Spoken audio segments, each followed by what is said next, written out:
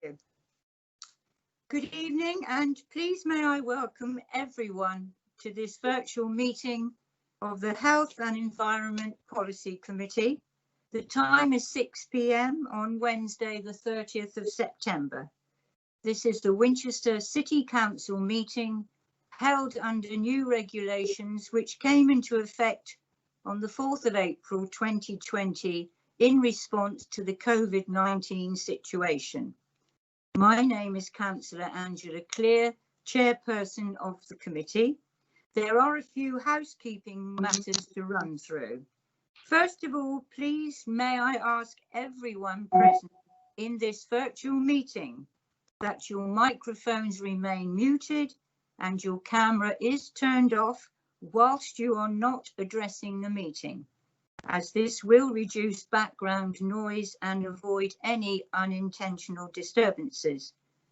And please may I also advise that this meeting is being audio recorded and live streamed from the website, and then can be found next to the meeting's details where the recordings will remain thereafter.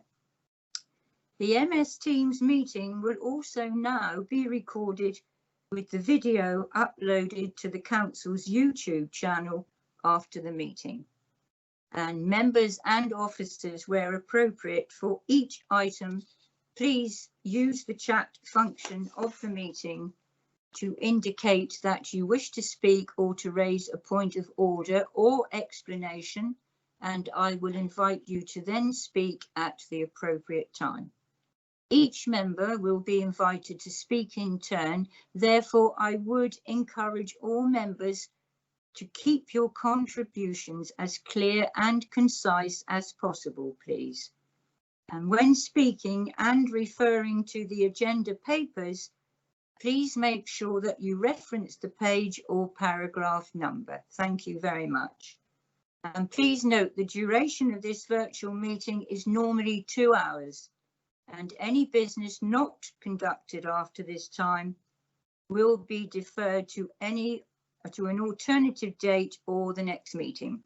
And finally, if members wish to leave the meeting at any point, could they please make themselves known to me through the chat function? I will announce to the meeting that you are to leave.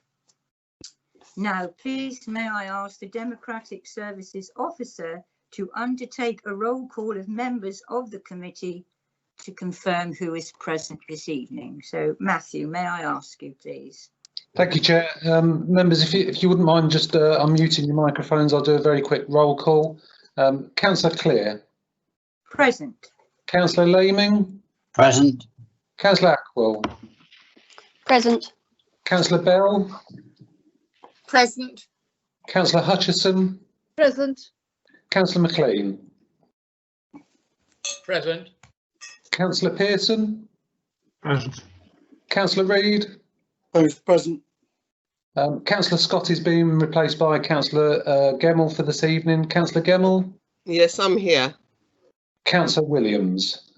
Yes, I'm here. Thank you, members. Chair, that's the whole of the committee present. Thank you. Thank you so much. And then could I please ask you if you could confirm the names of officers present this evening?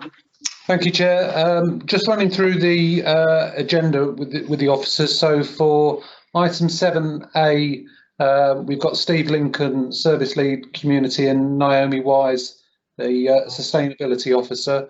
Item 7B, Andrew Kingston, Property Services Manager.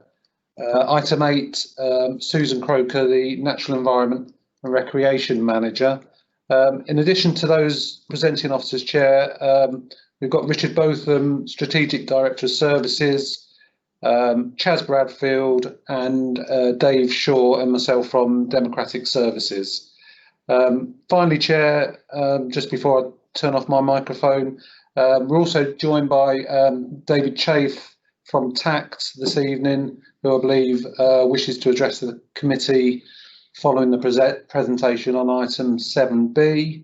And I think, Chair, just finally, there's a number of members that are also in attendance. Looking at the list, I can see Councillor Thompson, Councillor Murphy and Councillor Horrell. Hope I haven't missed anyone. Thank you, Chair. Thank you so much. Appreciated. All right, I will now go to the agenda. Agenda item 1, apologies for absence, but I think, Matthew, you've just said that Councillor Gemmell is here in place of Councillor Scott. Correct, yeah. Thank you. And then I will go to item 2, declarations of interest. If there are any disclosures of interest to be made regarding the business to be transacted, please use the chat function now to indicate, and I will invite you to speak. I think we're okay. Thank you so much. So item 3, chairperson's announcements. I do not have any announcements to make at this evening. So item 4, minutes. The minutes are on page 5 to 7 of the agenda pack, and it is recommended that the minutes of the previous meeting held on the 7th of July 2020 be approved as a true and accurate record should no member object. If you do, ladies and gentlemen, if you could just unmute your microphone and state the nature of your objection or correction, that would be fine. I think we're okay. Thank you very much indeed. So item 5, public participation. David, you're here. David Chafe for TACT, sir. Welcome. May I please, David, ask you, you are here, are you? I'm sure I saw you earlier. David, I know you sent in a few questions for Andrew when he does his presentation. David, is it all right for you, if we do the presentations first and then you can come back with any queries or comments later, because some of your questions you might find are answered during the presentation. Is that all right with you, David, please? You're muted, David. Can you hear me? Yeah. Is that all right, David? Yes, thank you. Thank you so much, sir. Right, so there are no other public participation. So could I go to agenda item 6 to note the work programme for 2020/21 on pages 9 to 12. Do we have any comments, ladies and gentlemen, or are you quite happy with the work programme?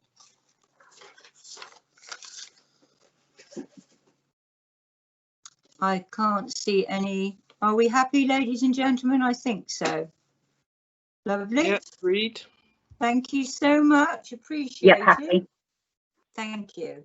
So I will go to item 7, climate change updates. We have item A and B. I will take one presentation and then the second presentation before we come to questions from members. But I believe item 7A, property and energy update, that Councillor Murphy, Cabinet Member, did you wish to address us before we have the presentation, please? Yes, please. Thank you. Good evening, everyone. You're about to hear a short presentation giving an update on where we are with the Climate Emergency Programme of Works. It will focus on the Council's progress towards decarbonising our property and energy sectors, our own estate, and will also touch on the work being conducted in the district. There's a lot of work to do ahead of us, with plenty of opportunities, but also plenty of challenges. Despite the recent pandemic and its implications upon the Council's operations, the team have continued to deliver projects and establish valuable partnerships that will help us towards reaching our ambitious targets. I'll now pass you over to Naomi and Steve, who are presenting the property and energy update. Thank you, Councillor Murphy, appreciated. So Steve and Naomi, over to you, please. Thank you, Chair. So yeah, today we're going to just run you through some of the work that's ongoing and in plan in relation particularly to the property and energy elements of the carbon neutrality action plan. Okay, thank you, Matthew. So yeah, we'll be having a look at the property work, the works around energy. We just touch on some of the funding applications that we have in and pending, hoping to be successful very imminently. And then just to finish off, just a quick shout in terms of the sustainability conference happening in the next few days, and then we just summarise maybe our thinking around the next couple of meetings of this committee and what we might bring forward to you then. Thank you, Matthew. Yeah, great. And again, so if we start in terms of property, one of the major components of the council and district carbon footprint, so a really important area of work. As set out in the carbon neutrality action plan, the property sort of element makes up 10% of the council's carbon footprint, and even more significant 31% of the district carbon footprint. So clearly a really important area of work, and one for us to progress if we're to meet some of the ambitious targets in terms of carbon neutrality that we've set for ourselves. In the bottom left corner there, you'll see that's just a snippet from the key priorities that were set out in the carbon neutrality action plan as approved last December. So you'll see, for example, some of the key things identified was around a council-led passive housing scheme, and we'll touch a little bit more on that when we talk here. About energy efficiency measures in the council housing stock, and Andrew Kingston's going to talk sort of in some detail about that once we finish talking. Obviously, the local plan update was another key component identified. A lot of work and early thinking was done on that, but obviously that's taken a slight backseat in relation to the recent planning changes. So clearly that's still work to be done. The other thing to just bring your reference to at the top there is the sort of chart that shows the council's top 10 emitting housing sites, and that's important when we come on to one of the slides a little bit further on, where we touch on some of the work that's planned. You'll see that those high emitting sites are actually well represented in our plan of work that's coming forward. So that really kind of sets the scene in terms of the property aspect of work. And if we could go on to the next slide, please, Matthew. So retrofit of the council housing stock, obviously just a couple of headlines there. I'm really not going to touch on that in any detail now. We're just going to move on past it because Andrew, you'll see, has a very detailed presentation on that's going to follow. So we won't really dwell on that now. Andrew will go into that. And at this point, I'm just going to pass over to Naomi to pick up on some of the other bits of work. Thanks, Steve. Okay, so the New Homes team are working on a number of prospective projects which will explore different methods for achieving net zero carbon new builds and retrofits. And we thought we'd just touch on one that's arguably the most advanced, and that's the proposal for Southbrook Cottages in Micheldever, which will see the development of 6 flats, which will be 4 one-bed flats and 2 two-bed flats. And these will be built to Passive House Plus standard. And Passive House Plus standard is a new certification which is designed to recognise the production of on-site renewable energy above the demand of the house itself. So actually these houses will be small energy generators and they'll be supplying the grid. And so there was a public consultation in August 2020, and there's a potential start date for 2021. Okay, next slide, please. So for those of you that may not know about Passive House, it is an energy standard which focuses on achieving excellent levels of internal comfort with an energy input that is as close to theoretically minimum as possible. And so the figures here actually is that for a heat load, for the heat demand of a house, it has to have a heat demand of 15 kilowatt hours per meter squared per year, which comparison to a typical house, a semi-detached, say Victorian house, would have a heat demand of 300 kilowatt hours per meter squared per year. So there's a massive reduction in the heat and in the electrical loading of the house, which means that it's much cheaper to heat and to provide power to, but also there's a much reduced strain on the energy that's needed to supply that house. Okay, next slide, please. So why Passive House? It takes an envelope first approach, and so it's all about making the house airtight as possible, so that there isn't any escaping of heat through the walls or the windows. And in some cases, you can actually heat the house just by passive heating through your electrical appliances, the heat loss through your electrical appliances, the heat loss of yourself. And also they're built so that there isn't overheating in the summer, that there's always a constant supply of fresh air, and they feel consistently warm. They are pleasant to live in. And as I said before, the fuel costs are significantly reduced. Next slide, please. And this is an image of Southbrook Cottages, and it will have renewable generation through photovoltaic panels to supply the electricity on site. And in addition, it will be heated through ground source heat pumps. It is proposed. Thank you. So that's a little bit about the New Homes team and what they're doing. There are some other projects that they have been successful in developing. Dolphin Hill, and that was completed in 2020. They're heated with air source heat pumps, as well as Knoll Lodge, which is heated using air source heat pumps. But we also have a role to play in outreach, in engage. The council has a housing stock of 10% of that of the district, but there's 90% of the housing stock needs to be retrofitted to highly energy efficiency standards. And we recognise that there's a huge challenge ahead of us there. So I wanted to highlight this scheme that we launched in partnership with the Warmer Homes Consortium, which is led by Portsmouth City Council, and we're part of that.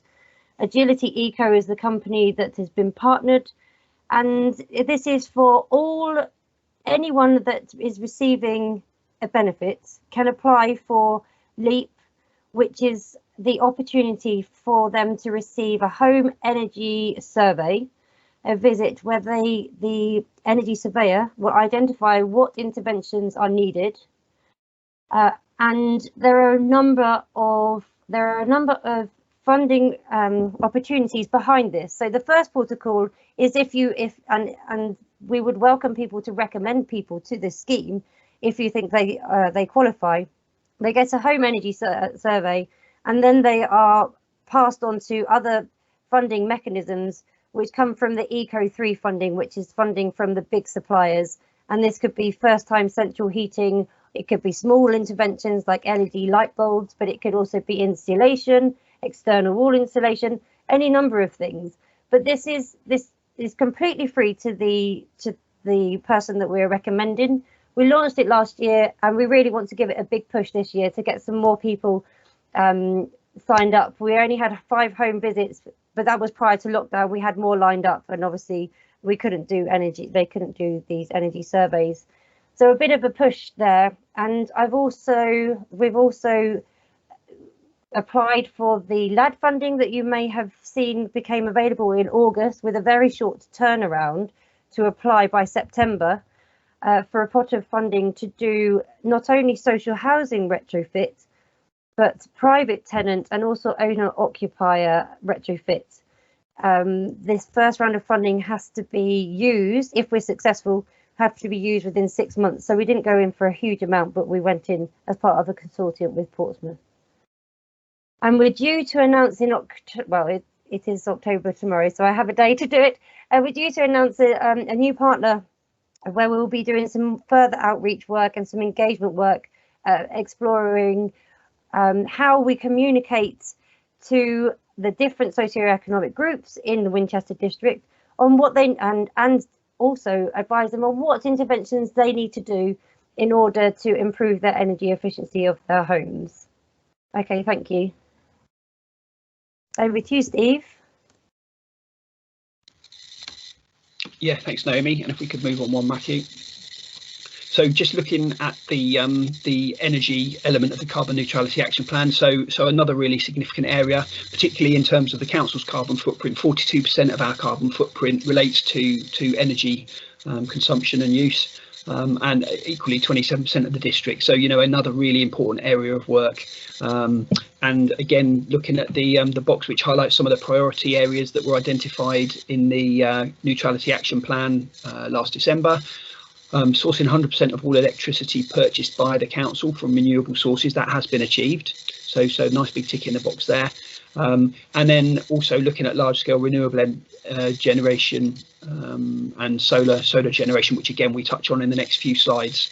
And again, looking at the slides that are just coming up, where we talk about the REFIT programme, again we highlight here some of the council's larger emitting sites, the non-housing ones, and hopefully you'll see that these are sort of well reflected again in the REFIT piece of work that we're bringing forward very imminently now.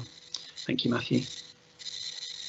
So REFIT is one of the key bits of work that we've been sort of developing and shortly, hopefully, to bring forward in the coming months. So this is basically a procurement sort of project and procurement framework, which is run and delivered by an organisation that's owned by a local government association, HM Treasury. And basically it's a framework to help deliver energy efficiency retrofitting across sort of large scale corporate estate. Thank you, Matthew. So we've got a sort of phase one proposal in, which covers these. I think it's 12 properties, but you'll see, you know, it's the larger part of our estate. So it's our city centre offices, the Guildhall, Brooks Car Park, Meadowside Leisure Centre, and then it's also a number of our larger emitting housing sites. So again, on the right there, that just reflects those same diagrams that you would have seen that were shown in the neutrality action plan. So really directly tackling what we know and have identified as some of our larger emitters. Thank you, Matthew. So basically, where we're at with this now is we have engaged with local partnerships and developed a framework. They're about to run a tender exercise for us, and we expect when the tender bids come back that the capital cost to be somewhere in excess of £1 million in terms of the complete areas of work. Now obviously the properties that we're talking, a number of general fund properties, a number of housing properties. So the general fund properties, the cost of those would be met through prudential borrowing. But the expectation is that the cost of that borrowing would be met through the ongoing energy savings, which are really quite significant. A lot of the figures that the local partnerships have provided us with show that local authorities and other sort of public sector bodies who've gone through this exercise already tend to make something in the region of 10% of the capital investment as an annual savings. So, you know, that if that follows through with us, a capital cost of £1 million could lead us to something in the region of £100,000 revenue savings per year. So you know, they pay back fairly quickly, and then obviously we're in profit after that. So revenue benefits and carbon reduction benefits. So a bit of a no-brainer, really. So I did mention there's obviously costs related to the some of our sheltered housing schemes, and they'd be funded through the HRA.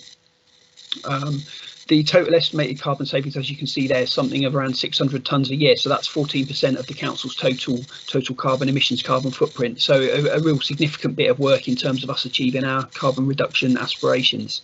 Thank you, Matthew. And the timescales for the REFIT part of work, this bit of work's being led by the estates team. So in the next month or two, the invitation to tender will be going out, and then over the sort of the late part of this year and the early part of next year, that whole tendering exercise will be undertaken, with us looking sort of middle part of next year to get cabinet approval, hopefully, to proceed with the contract, and the works could sort of commence middle to sort of autumn time next year. So sort of we've really moved forward with this now. Really interesting, exciting piece of work, and one that will hopefully move quite quickly in the coming months. Thank you, Matthew. And I think I'm going to hand over back to Naomi. Thanks, Steve.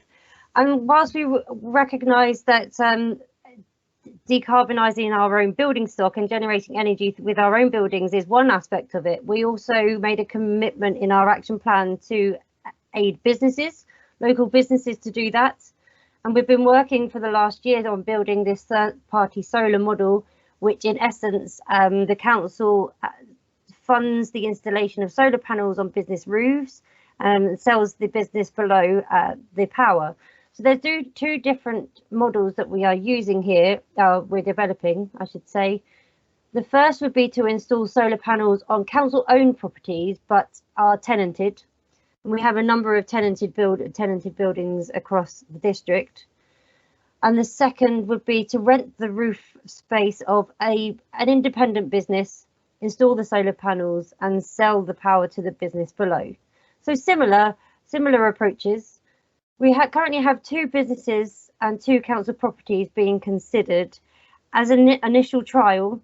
We recognise that this project is new to the council, and so we want to do a couple of projects to see if it works. We have already received additional interest from a number of businesses and community groups. So we know that the demand is out there. And if the pilot schemes are successful in 2021, we would develop a strategy alongside our members to roll this out to additional businesses and to council sites. Since writing these slides, though, we can say that we have some legal agreements still to finalise, but the state aid implications we have now bottomed those ones out. So that challenge, I can say, we can cross off the list. We hope to announce the first 2 businesses, the first 2 sites that we're going to imminently, early October. Okay, thanks, Matthew. And another very exciting project, which has been a while in the making again, but we have agreed terms for the University of Southampton, the Energy and Climate Change Division, led by Professor Bakar Bahaj, to start 3 research projects. Next slide, please.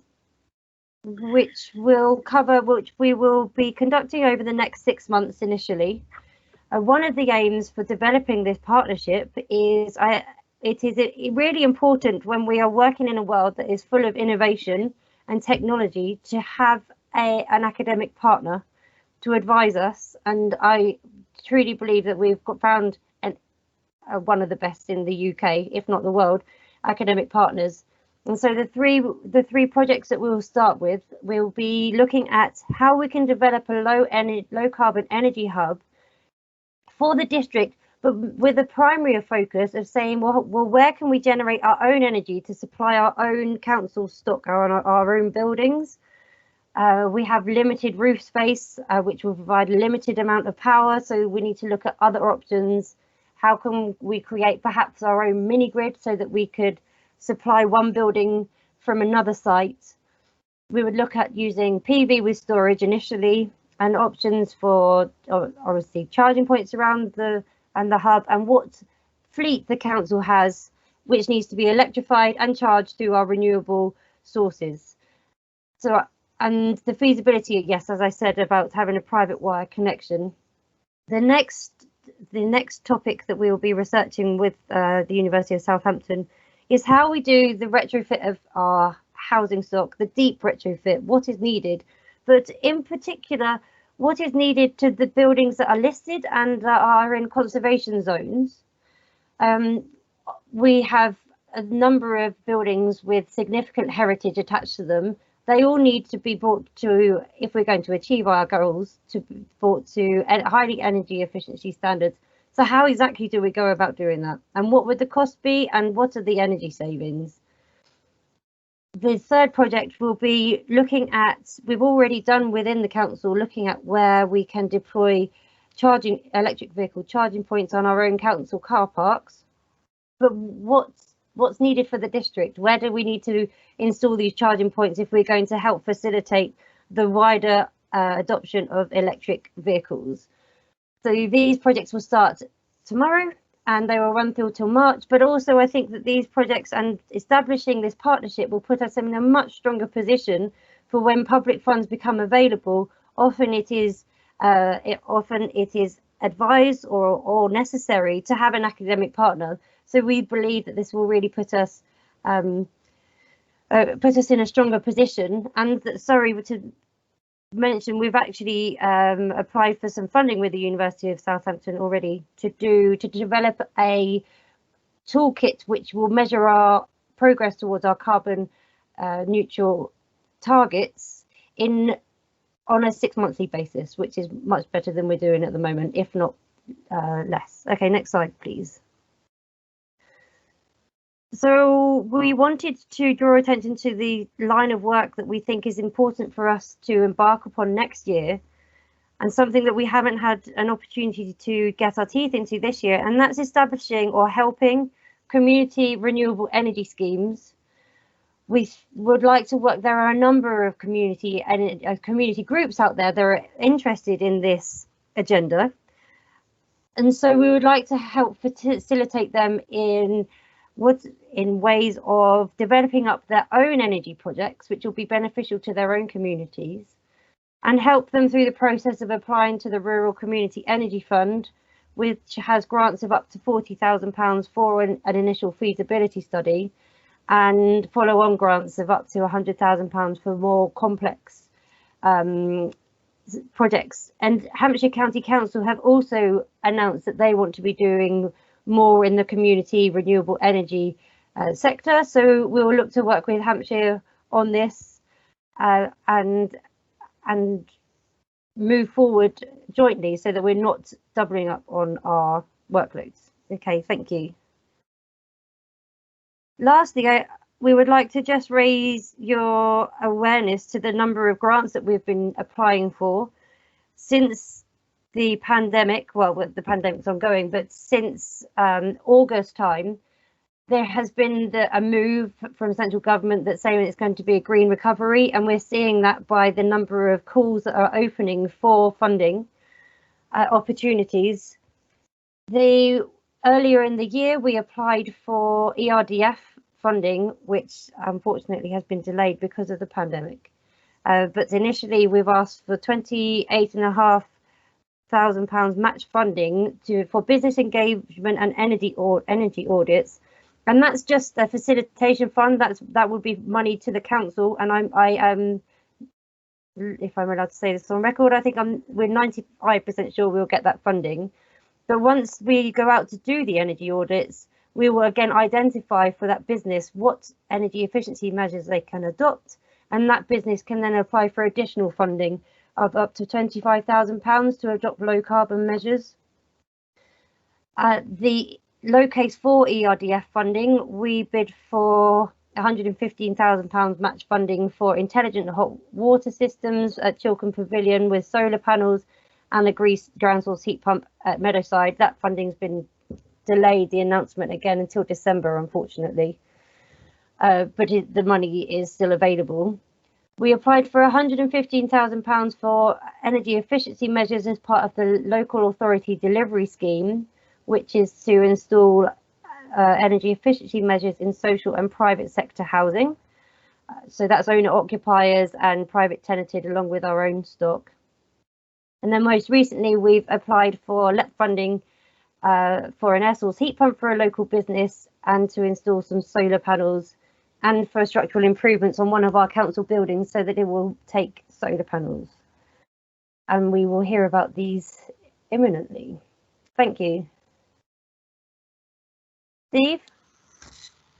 Yeah, thanks, Naomi. I was just going to, last couple of slides, just quickly whiz through these. I'm not really going to dwell on this one, but just to remind members, I know a number of the names of those of you that are here tonight I've already seen on the list of people who've booked spaces, but the conference is happening over the next 2 days, sessions each morning and afternoon, so 4 sessions in total. We've got something around 250 sort of attendees booked on those various sessions, but just encourage you to go and have a look at the link if you've got any interest in any of this stuff. Got some really exciting and inspirational speakers to help really engage and enthuse everybody for the work to come. Thank you, Matthew. And then finally, we just wanted to sort of summarise our thinking in terms of the forthcoming HEP committee meetings for the rest of the year. So in December, we were thinking of coming back to talk to you a bit more about the carbon footprint reporting and in particular our forecasting work. So to have a chat to you about how we're trying to anticipate the impact in carbon terms of some of the actions we're looking at, and what that looks at in terms of mapping those against our aspirations of becoming carbon neutral. And then come March, particularly to talk about some of the engagement stuff. Naomi's just talked in particular about some of the work we're looking to kick off to really engage across the district, and also transport, the other key aspect of the carbon plan. And I think that was all the things we needed to cover now. And I think, Chair, we were going to pass over to Andrew to then pick up on the council housing stock. I think if we could go, yes, straight into that, because I know it's all in together really, Steve, so that would be lovely. So if members are okay, I'll take your questions after the next presentation, and we can take them all together. Thank you, Steve. Thank you, Naomi. And Andrew, I'm going to hand over to you now, sir.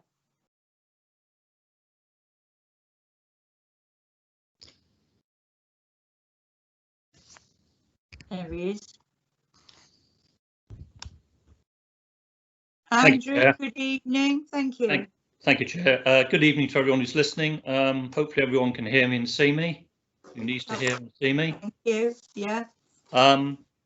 My team look after the repair, refurbishment and maintenance of the council housing stock, and I thought I'd kick off by just giving a few high-level figures for the council housing stock so that people are aware of the numbers that we're talking about.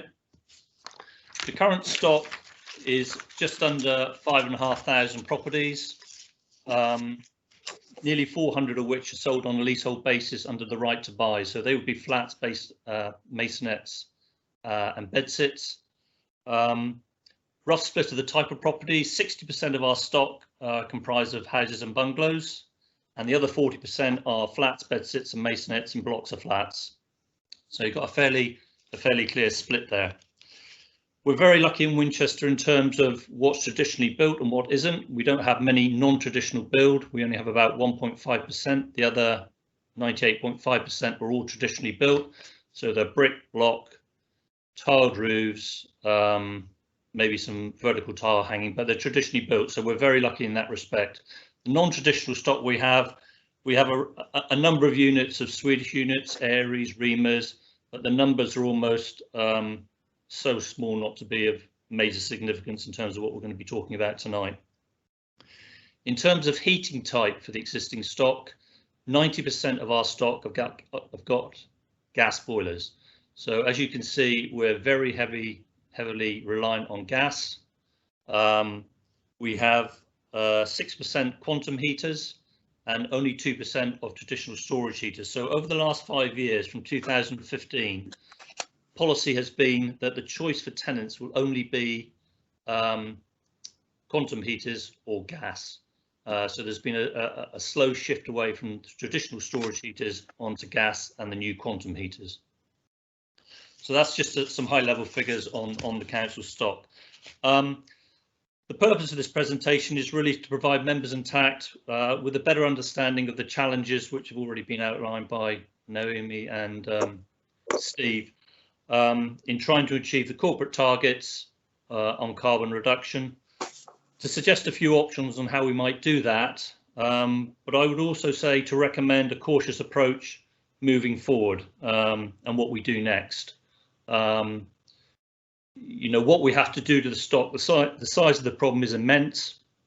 We want to make sure that we're going to spend any monies in the right areas and it's going to be sustainable. So if we just go on to, we got the view there that Matthew's put up, overview of the presentation. I'll just run down what we're going to cover. Key drivers for change. I'll do a brief recap on what we covered in March. Some of the members might have been present at the March briefing, which is almost like a part 1 to this part 2. Some of the things we've been doing since March, some estimated costs of what it might cost to go to carbon neutrality in terms of the council housing stock. Also look at some options in terms of fabric first. The ways we might improve a property, we'll look at some of the pros and cons of looking at empty houses or voids as we call them, and some of the benefits of other heat sources in terms of carbon reduction.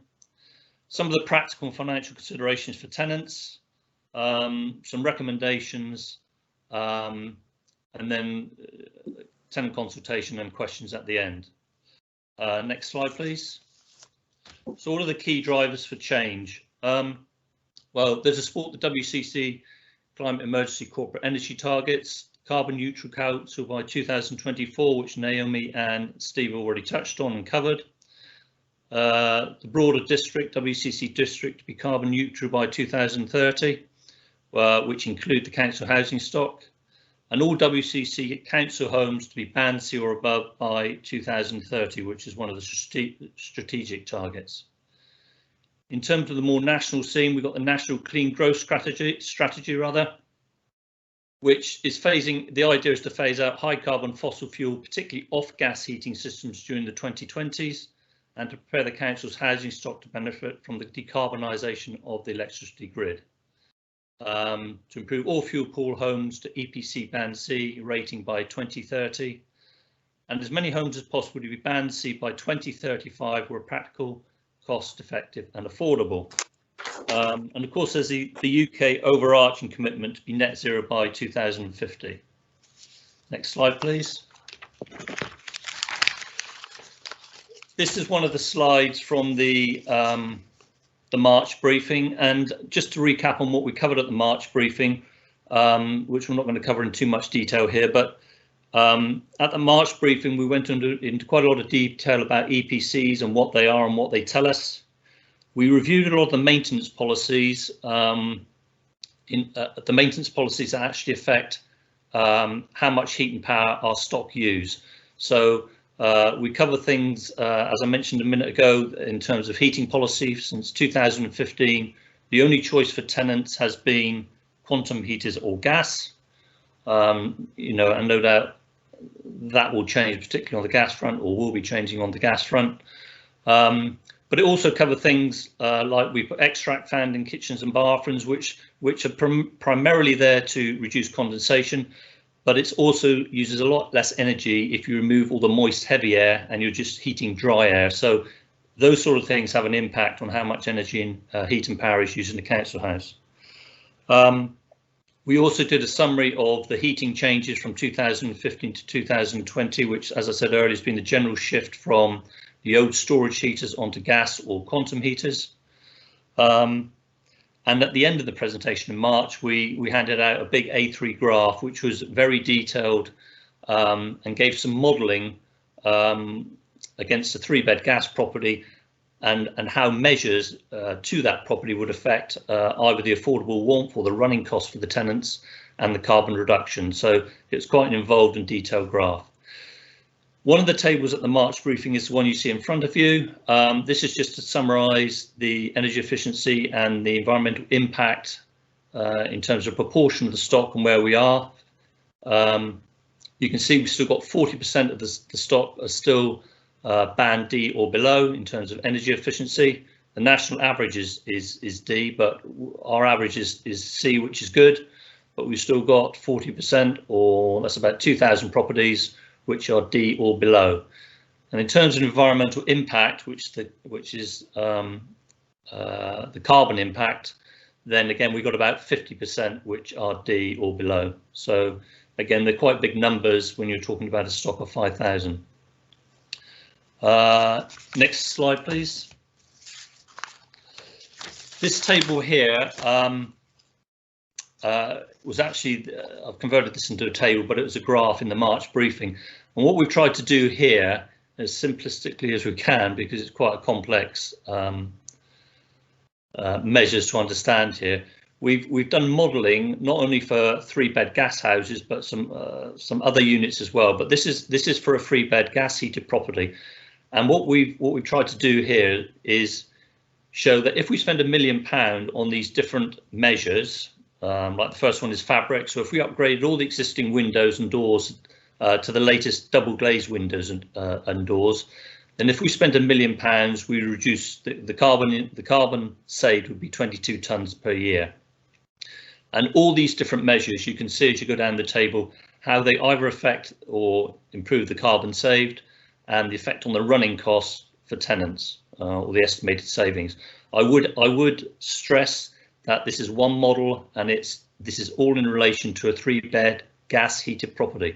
So if we ran these same models for a storage heated property, a property heated with storage heaters, or a 1-bedroom flat with gas, then you would get all these figures would be different. So it's just one table to give you an idea of the impact of the different measures. So you can see if we spent £1 million on upgrading all the windows to the latest double glazed windows, you'd save typically carbon of 22 tonnes a year. If you spent that same £1 million on air source heat pumps, then you would save tenfold the amount of carbon, 228. If you spent it on ground source heat pumps, then it'd be slightly less, because this table takes into account the actual installation costs. So generally ground source heat pumps are a lot more expensive to put in than air source heat pumps. So you could do less for your £1 million, so you'd save proportionally less carbon. You'll see in the right hand side there the impact on running costs, and you'll see that some, particularly quantum heating, where if you're going from gas to quantum heating, then in terms of running costs you might see up to a third dearer, more expensive running costs, because gas is by far the cheapest form of heating at the moment and has been for a long time.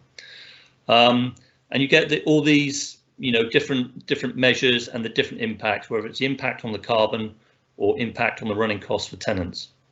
So that table, from my perspective, is very important and tells us a lot of information, which is very useful. But like I say, you could do a different table for 1-bedroom flats, 2-bedroom bungalows, ones with storage heaters, one with, you know, there are numerous ones. This is just an example of what we've looked at or been trying to look at. Next slide, please. So progress since March. We've done a lot of technical assessments of the housing stock, and this is including some of the things I've already mentioned, like additional modelling on the impact of additional measures with different baselines. So doing modelling on storage heaters and not gas systems that are already there. What would the table we just looked at be looking? How would it look if we were moving from quantum to, I don't know, to air source heat pumps or ground source heat pumps, and 1-bedroom flats, say, to any of those other measures we just met. So there's numerous models that can be run in terms of the impact on different units, different sizes, and the different types of heating they've already got, and then all the different measures that you could apply to a property. In terms of grant funding bids, well, we've already linked up with Naomi and Steve on this, and they've already been covered in the previous presentation, but so I won't go into those. In terms of the HRA budget remodelling, the assessment of overall cost to achieve a carbon neutral housing stock. We've done budget remodelling on a couple of key examples, which again come from the previous table. So if we were to move all electric, either quantum and air source heat pumps, at the next heating change, what the impact of that would be, and you'll see on the next slide, we estimate that would be approximately £50 million additional capital expenditure over the next 30 years. I'm only saying 30 years because that's how we do the business planning at the moment. I know the target is 2030. And again, a second model, if we were to move to all electric and accelerate or bring forward a lot of the window programs and put PV on the roofs that we could put PV on, then it would cost an additional £70 million over the next 30 years. I mentioned there ongoing in terms of other things we do. You know, for some time now we've been putting slightly bigger radiators in. Two reasons for this really. One, the condensing boilers we fit, they run much better, they modulate better, without getting into too technical terms because it loses me. They run better if the radiators are bigger and running at lower temperatures, because the boilers condense better and therefore they run at much more efficient temperatures. So we're doing it for that reason. And if we were ever to move from, I don't know, gas to air source heat pumps, then again, air source heat pumps generally require bigger radiators that run at lower temperatures, that will be run at lower temperatures. So it's almost trying to build in for the future what we're already doing with our existing gas boilers. We're also doing a Swedish timber frame, which is a non-trad unit as a pilot. Next slides, please, Matthew. And just, you know, you might recognise these type properties. We have them dotted around the district. We have 26 of them, just as an example. They're basically timber frame, timber cladding, all timber effectively, but they've got very poor performance in terms of energy efficiency. So we've got a pilot scheme we're about to kick off for 2 homes in Brandine. And the aim there is to establish if and at what cost these homes can be improved to SAP C or above, basically. We've tendered the work and pre-contract meetings are about to start. So that would be a very important and interesting project to see whether or not the measures and the theory behind what we should be saving actually comes to fruition on site. And that's a very big issue with a lot of this. A lot of it is theoretical, and what should be happening, the test is, does it really happen on site? and we'll just put at the bottom that we're hoping to get eco funding for these, and on the remaining 24 if we decide to go ahead with the other 24. Next slide, please. So how much would it cost? Well, I've touched on this already. How much would it cost to go carbon neutral? If we change, as an example, move from gas to air source heat pumps in the next 10 years, with £1 million a year, we could only afford to do 1,000 heating systems, which is only a fifth of the stock. So that would use up the 10 million earmarked for the next 10 years. And the estimated overall carbon reduction would be approximately 16%. So what that's really saying is if you want to reduce the carbon by 80%, which is across the district or across the council housing stock, you'd almost have to 5 times that budget. You would then also be relying on the remaining 20% for decarbonisation of the grid, which, you know, we're fairly confident and positive that that will happen by 2030. So you could change all the air source heat pumps and that would get rid of 80% of the carbon produced, but you're still relying on the grid being decarbonised over the same period. In terms of low carbon heating system to all homes, if you move from all gas boilers to air source heat pumps or quantum at the next heating change, it's the same figure really, just over a longer term, because you're effectively doing the same thing. So over a 30-year plan, we built into the HRI modelling, if we changed the boilers at the next heating change to air source heat pumps or quantums, clearly we can't put air source heat pumps everywhere. Some would have to be quantums. Then you'll come back to this £50 million figure, which is obviously quite a significant bill. If you were to go to one extra model where you're saying, well, let's change all the gas boilers to air source heat pumps and upgrade all the windows to A+, modern double glazed windows, and fit solar PV where you could from 2022 onwards, then you're probably talking about an additional 70 million of major costs over the 30 years. So big numbers. And there lies the challenge, really. Next slide, please. I put this table in really just as a this is almost a good practice guide to how you should address energy efficiency, and this came out 27 years odd ago. Department of Environment and Climate Control. And what they were saying, and it still seems very much to be the thinking today, the priority one has to be reduce energy demand or reduce waste. Stop the waste, insulate everything you can on a fabric first approach, and then obviously you need less energy to heat the place or heat the property from the outset. So that has to be the first priority. You then move on to improving the efficiencies of all the items you put in there, whether it's boilers, windows and doors. And very often 2 and 3 on here are looked at together because they're they very often come together. So when you're looking at heating systems, more often than not now you are looking at renewables, whether it's air source heat pumps or ground. We haven't fitted any ground source heat pumps, but we do have air source heat pumps in the stock, and quantum heaters, things like that. Next slide, please.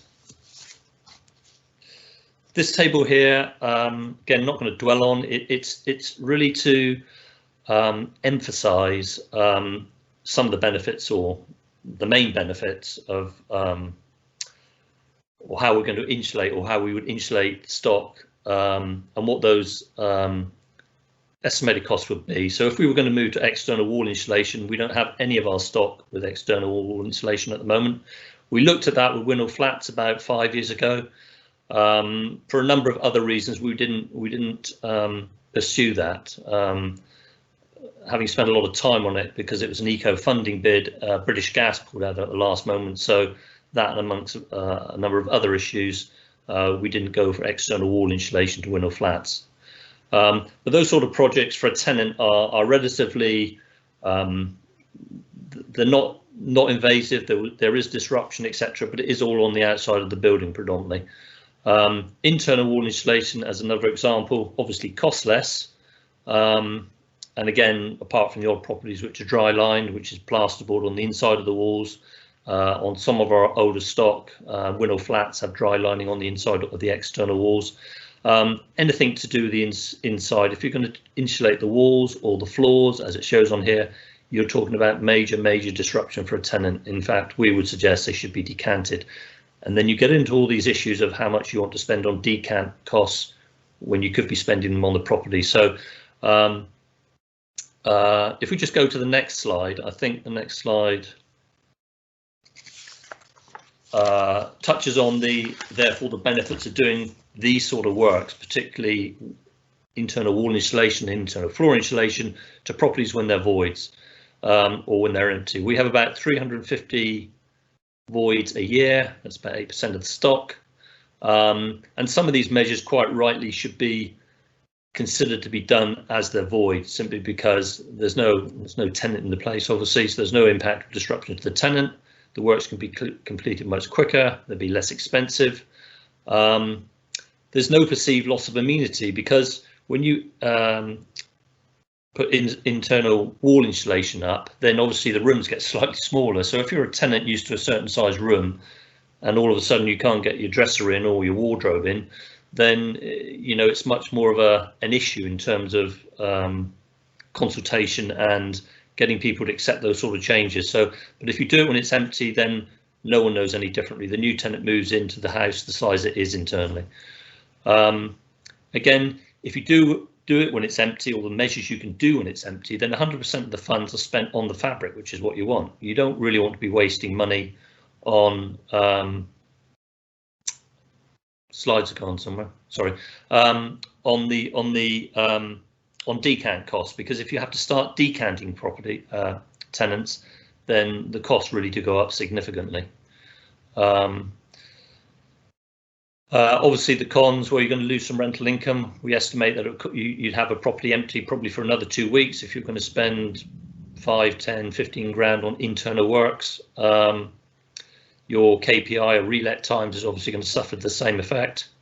You're also dictated by the occurrence of the void. So you can only do the voids that come empty, and it might be a void that you've already done, or it might be a void that you don't need to do, or it might be a void that you can do lots to. So you would be dictated by the occurrence of the void and what came in front of you. I've got procurement restrictions. The only measure there really is just to highlight that all our empty houses at the moment are refurbished by Osborne.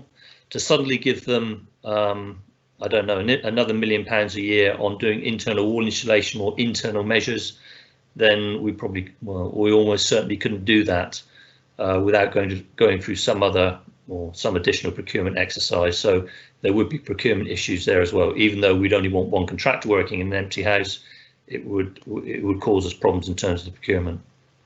Next slide, please. Just to, this again goes back to the table I covered a bit earlier, but it's just to highlight we've got other heating systems that show significant carbon savings. Obviously, it's the air source heat pumps, the ground source heat pumps, and high heat retention storage heaters.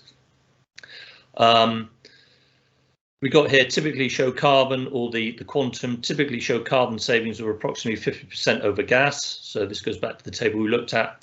However, the running cost for the occupant could typically show a 30% increase, so quite a major negative impact, perhaps if you're coming from a gas system to quantum. But if you're coming from old traditional storage heaters to quantum, then you probably see the running cost will go down. So again, it depends what you're coming from, a lot of this, the type of unit and the type of heating you've already got. Air source heat pumps typically show carbon savings of approximately 80%, so they're the big winner in terms of carbon reduction. You get a slight increase in the running costs. And ground source heat pumps typically show a similar reduction in carbon, 80%. And you might see a running cost for the occupants typically show a 17% increase. Obviously, for ground source heat pumps, the capital installation cost is also typically 50% at least higher than air source heat pumps. So factors to consider. At the bottom there, I've got district, communal, air source heat pumps and ground source heat pumps. We don't have any district or communal air source or ground source heat pumps, but perhaps it should be an option for consideration for blocks, flats and masonettes. but obviously a number of other factors come into this. You know, you've got site limitations, you've got willingness of tenants to move to communal system and central recharging for their electricity supply or their power supply. We looked at this when we were looking at Winnell Flats for biomass, communal heating system of biomass at Winnell. And when we did the consultation, I think it was a good 80–85% of tenants said, no thanks, we don't want communal recharging, we want our own boiler, or we want our own system we can control and be responsible for in terms of running costs, etc., etc. So maybe that picture's changed, but generally communal heating systems, from what we've from the small sample we've looked at, aren't that popular. The popularity might change if at the end of the day somebody is moving from gas and we're going to put quantum in for them and they're going to see a 30% increase in their running costs. Well, they might be perhaps a bit more open to considering communal air source or ground source heat pumps. So it depends what system you're coming from and what the likely changes to you will be. And the other thing at the bottom there is, does WCC, is it prepared to manage the energy supply and recharging to tenants? That is a major management issue. If you're suddenly going to, because we don't do it now, if we're suddenly going to say to 5,000, well, whoever we do it for, we will be sending out your heating bills to you, and we'll do all the calculations and have heat meters everywhere and all the rest of it. Quite a major shift in terms of something we don't get involved with at the moment. Next slide, please. Financial practical considerations for tenants. As I've already said, 90% of our stock has got gas boilers. Large majority of those will be combi boilers. So these are units where you have no hot water tank now. You heat it direct from the boiler and it comes straight out your tap hot. So a lot of the properties that used to have airing cupboards and hot water tanks, all of those have gone over the years. But both air source and quantums need hot water cylinders. So again, for some people in small flats, that might be an immediate issue. They'd probably turn the cupboard into something else more useful, the old airing cupboard, and we need it back basically if we go to air source heat pumps and quantum. Running costs of air source heat pumps and quantum for a 3-bed house, as we've said, typically 6% and 33% higher than gas. But again, the degree of that depends on what you're actually coming from, what heating system you're coming from. I already mentioned that the flow temperatures would be much lower than air source heat pumps and gas, so radiators tend to be proportionally larger to meet the same heat demand.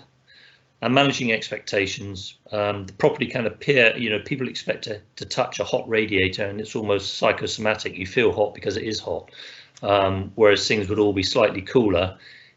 People wouldn't be cold, they would be getting the same heat produced, but from larger surface areas and bigger radiators. And again, there's a big issue in terms of a cultural shift from combi gas boilers, which are by far the cheapest to run. They're space saving, they're quiet, and they're very responsive. 90% of our tenants have combi boilers, or 90% have gas boilers, and the large proportion of those will be combi boilers. So there's going to be quite a need to a cultural shift from what people have been used to, whether or not we go for quantum air source heat pumps or whatever we move away from, if we're going to move away from gas combi boilers. Next slide, please. Recommendations. We at the moment we've got £1 million a year earmarked for these measures, climate or carbon reduction measures. We think it's a good idea maybe to earmark 100,000 of that for specialist match funded projects, like the Swedish project we've covered a bit earlier in the slides. We still think a lot more work needs to be done in terms of detailed and in-depth cost-benefit analysis into the pros and cons and practicalities of introducing air source heat pumps and ground source heat pump technologies, either en masse or on a limited basis. So we think more work needs to go into that. We've got engaged with Southampton University. Naomi and Steve already mentioned this on this net zero collective partnering initiatives and or similar. This net zero collective is a collective or collaboration between property owners, industry partners, and research partners. And again, their approach is fabric first, but it's trying to create much wider, bigger test beds of what's actually going on. And the fear is, I think, that although things like air source heat pumps and ground source heat pumps have very good published figures, is it really what you get on the ground when you put them into houses? And this is like the building research establishment setting up test houses and being sure, just like the VW diesel scandal, if it's saying it's giving those carbon emissions and it's producing that amount of heat, is it really doing that? So we think there's a lot more work to be done with people like Southampton University, which we've already mentioned, on the Net Zero Collective, and we've already offered to be part of that and offer some of our, see how we can work with them in terms of, because obviously the collective needs properties from landlords to work with. We can still target the poorest energy performing voids with a variety of fabric heating improvement measures to raise the property band C or above. You could perhaps target 100 voids per annum where the funding and practicalities allows. That'd be about a third of the voids we get each year. But again, if you spend 10,000 on them each, well, there's your £1 million gone. It goes quite quickly depending on what measures you're looking to bring in. When off-gas systems become beyond economic repair, replace systems in houses, bungalows, you could also consider ground floor flats with air source heat pump and a remainder with quantum heaters. So if you're off gas and there's no likelihood of you being on gas, so there's no likelihood in the future of the gas boiler either being used or being fired by hydrogen or any of the other measures that they're looking to maybe bring online in the next 5 or 10 years, then you might as well change those off-gas properties and unlikely to be ever on gas to either quantum or air source heat pumps. Next slide, please.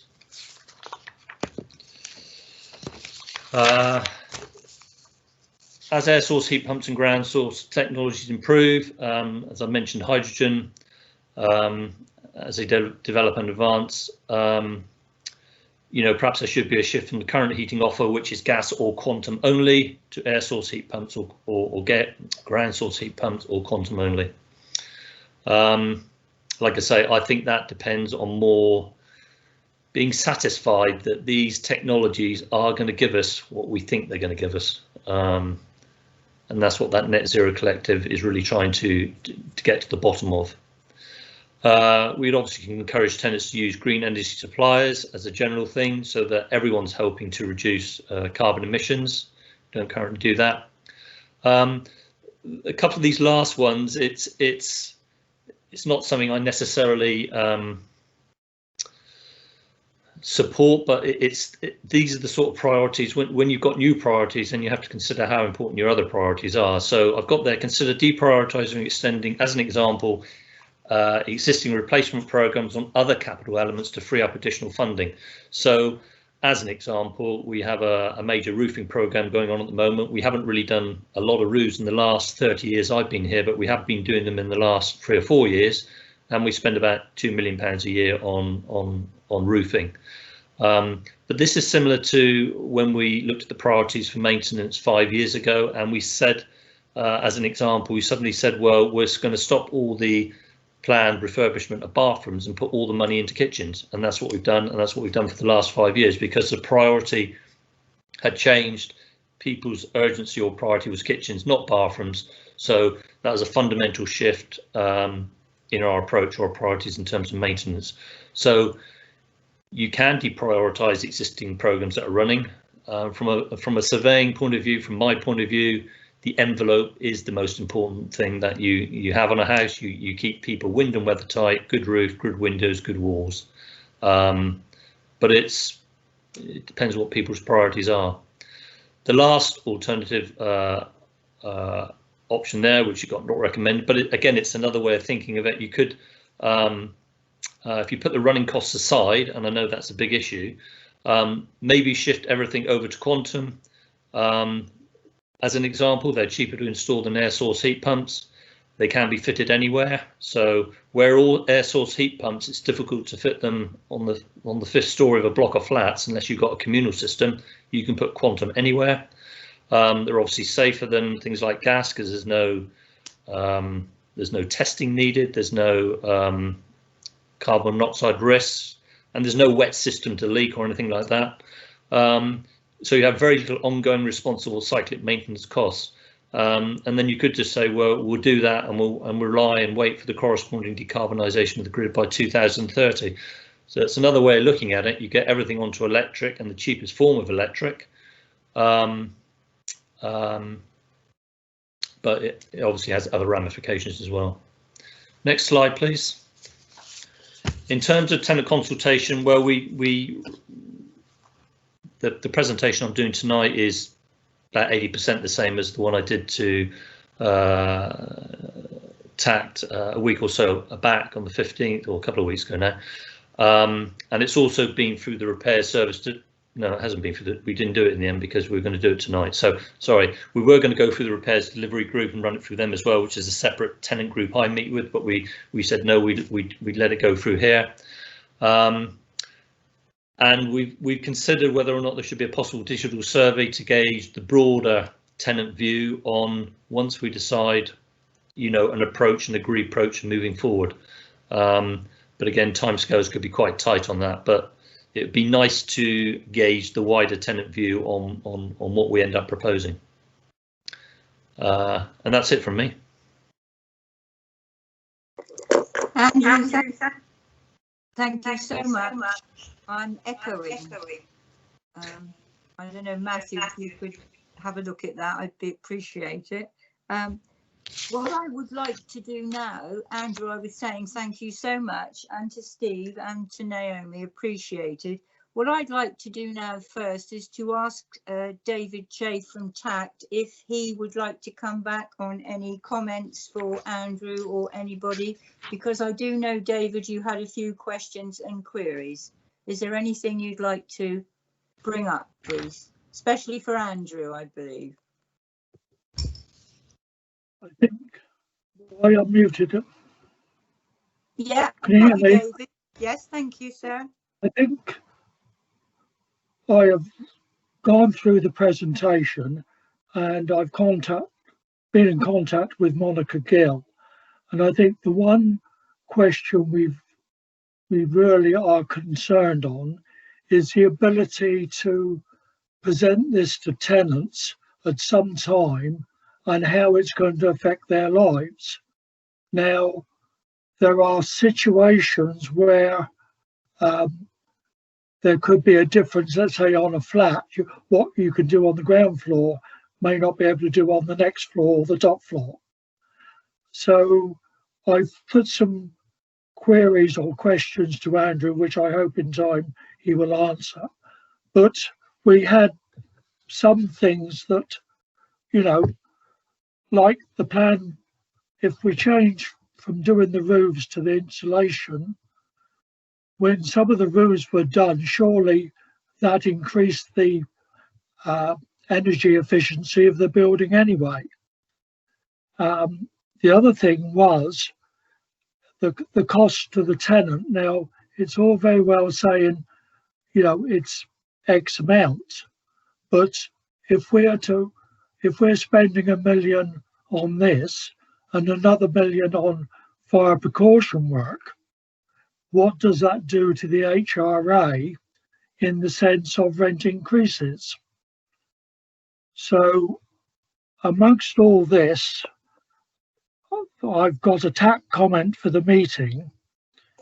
We would like to stress before a final decision is made, tenants should be consulted about the proposed options.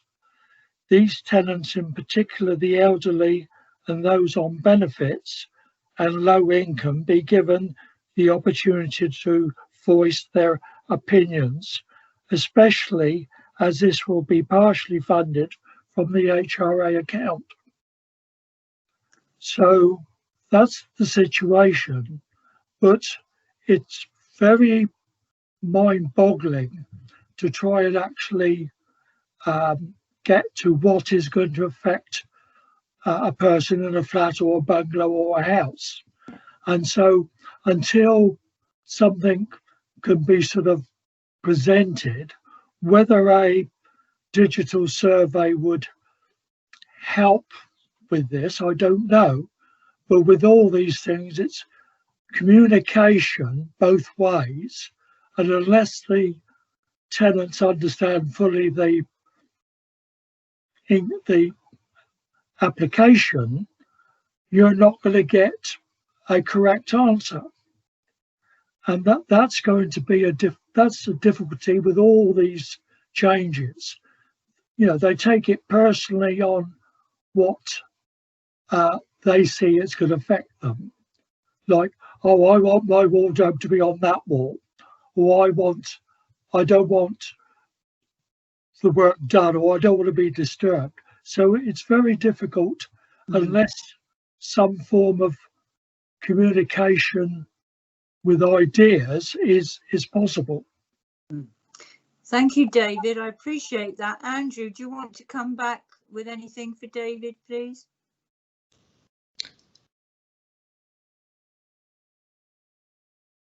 You're muted, Andrew. I think I muted and then unmuted all in one hit then. Yes, I mean, David's right. Where we've done the roofs have, you know, we haven't had a roofing programme in this authority in all the years I've been here, except for the last 3 or 4 years. So some of the roofs are in bad need of being done, which they have been done. And when we do the roofs, then things like obviously the loft insulation, things like that are upgraded as well. And generally, you know, so they're all important and useful measures. So I'm not saying it's the best example, but I suppose it depends what priorities people want to put on that. You know, it was just an example of what the priority should be, you know, and I suppose, like I said, as a surveyor, then I would always say, well, the top priority is always the envelope of the building. You make sure the roofs are good, the walls are good, the windows are good. And, you know, everything else should be secondary, because that's what keeps you wind and weather tight and away from the elements. So, but it's as an example. In terms of cost to tenants, where we do other improvements like change someone's roof, we don't, obviously, if that does not affect people's rents. I mean, people's rents are governed very much by the rent cap and the controls on the rent. So these works, particularly inside works, will be done while a place is empty. But if it's normal repairs and maintenance like changing a roof, or and I would put even internal wall insulation under that bracket. There's the rent cap, so and that can only be up to 5%, I think, for general needs, or 10% for sheltered tenants in terms of again, it would have to be done almost while the property is void, so the new tenant came into that new rent. The only other way you can substantially change the rent to any degree would have the property revalued, but measures we're talking about are unlikely to change the valuation, the market valuation of the stock or a property. So if we internally insulated all the walls of a property, I doubt very much it would affect the market valuation of that property. So, you know, so I think in terms of negatives to the tenant in terms of rent changes, I think that would be, you know, if somebody thinks I'm wrong, then I think that would be almost negligible, or not something the tenant should worry about. Put it that way. Maybe that's the safest way to put it. But you're right, David. I mean, in terms of consultation, a lot of this is quite complex to get people's minds around. I think a lot of people, whatever we suggest, there'll be a large people that probably will refuse the works. You know, we get quite a high proportion of people that refuse kitchens. You know, if they're elderly and don't want the disruption or the rest of it, they will not have a new kitchen. And they probably like a new kitchen in a way, but they would say no if they thought the disruption was too much. So I agree, consultation is a big factor if we want to get people on board with whatever we propose doing. Thank you, Andrew. And Andrew, may I just ask you again, because I've seen the list of questions that David has put through, if you could possibly help him by answering those. Is that all right, David, if Andrew... If Andrew was to answer them later, I'd be quite happy. Thank you, David. Because, you know, there are some we all got limited knowledge on these things, and there's some things that, you know, there is no definite answer to. So I think answers at a later stage is more beneficial to everyone. Yeah. We understand the situation, Chair, and we're not trying to be critical, but No. but it's issues that we can see tenants will think the end of the world is coming if something is to happen to their home. No. Because, you know, that's it. David, I appreciate your concerns, and I really also agree with you. It's communication. If we can all work together, which is vital, that's the key issue, I think. But if you're happy with that, David, Andrew, here, keep an eye on everything and be in contact with you, David, if that's all right. And which just leaves me to say I appreciate you coming this evening, and I'm going to ask members now if they have any questions. So David, may I ask you to mute your button and turn off your camera? And it was lovely to see you here this evening. Thank you. So members, I now invite any of you to ask any questions or comments on the report, and if you could use the chat function to indicate your wish to address the meeting, I would appreciate it. So Matthew, please. Chair, I just made a note as the presentations were going on. I'll just read out the list of members that I've captured. So I've got Councillor Pearson, Williams, Laming, McLean, and Councillor Learning.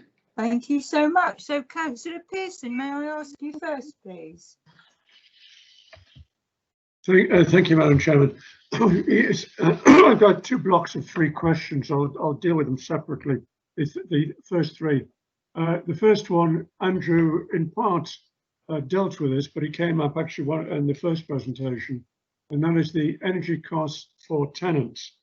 Our experience with some council housing in Twyford, particularly I'm thinking about, was when they had energy conservation measures and I think of air source heat pumps put into it, that their energy costs rocketed. Largely because they didn't understand the system and they didn't know how to operate it. So I'm hoping that any change like that goes with a clear instruction to the tenants how to use the new system, because people naturally look to open windows for ventilation, despite the fact you say that air is one of the fresh air is one of the inputs. The second question I've got here, we've got long lessons assumed in the general commercial. Well, how long will it take for the lessons about passive housing filter through to general commercial and affordable housing? We seem to be ignoring any lessons about passive housing from Sweden, Germany, Austria, Switzerland, United States, all of whom have had passive housing for several decades, and yet we don't seem to be learning any lesson. One example, you mentioned the timber frame housing. I mean, timber frame housing by itself is no use at all. It's got to come with a lot of energy conservation. We don't seem to think that. Same with solar heating. Unless you have insulation, draft proofing with that, then solar heating is valueless for itself. Any advantage you may get is notional rather than reality. And the last question of this, we're talking about, I think Steve Lincoln was talking about energy costs from various buildings. Quite right, so really the question is how much of the objective energy costs running the leisure sports centre as opposed to the energy costs of the Councillor Pearson, I'm so sorry, but you're going in and out. We're not hearing your last question, sir. Well, the last question was comparison of energy costs between the new leisure and sports centre as opposed to River Park Leisure Centre. What advantage for that new building is there? And Meadowside obviously comes into that same sort of question. Thank you, Councillor Pearson. So who wants to, sorry. Who's going to answer? Is that it? Sorry. Who's picking those up? Steve Lincoln, Naomi Wise, or Andrew? Yeah, who would like to go first, please? Chair. Yes, Steve, thank you. Just in relation to the leisure centre, obviously you touched on Meadowside Leisure Centre, Councillor Pearson. Meadowside is one of the properties that we're looking to include in the REFIT programme. So, you know, hopefully there will be some significant opportunities to reduce the carbon footprint of and the energy usage of Meadowside as part of that. Obviously, we wait to see what the tender exercise produces before we'll really know what impact is had there, but I think we'd anticipate as one of our larger emitters that there'd be some significant opportunities there. In terms of the new leisure centre, I don't actually have that data right to hand. I'd need to speak to Andy Hickman as the project lead on that. Just to be absolutely clear, you know, obviously a number of measures have been taken to minimise the energy consumption that will come from the new leisure centre. And there will be ongoing opportunities to sort of speak to the operator about further ways to do that. But I wouldn't have that information immediately to hand tonight, I'm afraid. Thank you, Steve. What about the passive housing question? Yeah. Who was that, Naomi, or was that Andrew? Chair, I can take that if you would like. you. So the interesting point that you raise, and I think that we must recognise the way that the government is funding all of these things at the moment is to do insulation first. We have to do the building fabric first before we invest in air source heat pumps. And I think with the social housing stock, then I can't speak for Andrew, but we would take that approach as well. And he said he addressed this in his presentation. Let's minimise the energy requirements and the heating requirements of these homes before you do anything else. Minimise it first. That's what we have to do. But I want to just draw attention to a member briefing on the 9th of October, where Emma Osmondson of the Exeter City Living will be giving a briefing on passive house and the rollout of passive house built homes throughout Exeter City Council's social housing portfolio. And I think that she's an expert far beyond me, so I would ask you to hopefully you can attend that session and direct these questions to her. Okay, thank you for that, Naomi. Thank you. What about Andrew, the passive housing question? Yeah, Andrew, anything for Councillor Pearson? About the timber frame buildings. Can you hear me? Yes. Yes. Sorry, the first question I thought was you made the point about the way I think we put in air source heat pumps for some tenants, and probably we were at fault in terms of explaining and communicating well exactly how these systems are different from gas systems. So I would fully accept your comment on that. I think if we did a wholesale move into another technology, whether it was air source or ground source, there was a major learning or a message that needs to be put out there, the way these different systems work. A lot of these air source heat pumps are better if you just let them get on with what they do and don't touch them, and they operate in a different way than the gas boiler does. Sorry, what's your question? The other question, Councillor Pearson, was there something to do with timber frame? Yes, you refer to the Swedish timber frame buildings with the implication that the only difference with the timber frame building was actually the framework, rather than all the heavy insulation that goes in with those buildings. Certainly in the United States, which I know most about, is very heavy insulation, 2 or 3 times what we even envisage in our wildest imagination in this country. And now we seem to be ignoring any of these lessons learned. We're going into a test bed building 6 houses to learn lessons. What about the lessons we've already learned from other countries? Are you taking those into account? Well, certainly the Swedish scheme that we're looking at, then we'll be taking off all the timber cladding, and they will be, one of the main reasons we're going to be doing those is to heavily insulate the walls compared to what they are at the moment. I mean, they had a minor refit, I think it was 25, 30 years ago, and they put insulation on the back of the plasterboard on the inside skins, but it was absolutely minimal. So the whole idea of these Swedish units is to take off the cladding, which needs doing anyway, and this includes the roof as well. So it's insulating the roof, the walls, to make them as snug as they can. But again, we're particularly interested in, having done all that, does it get us where we think it's going to get us?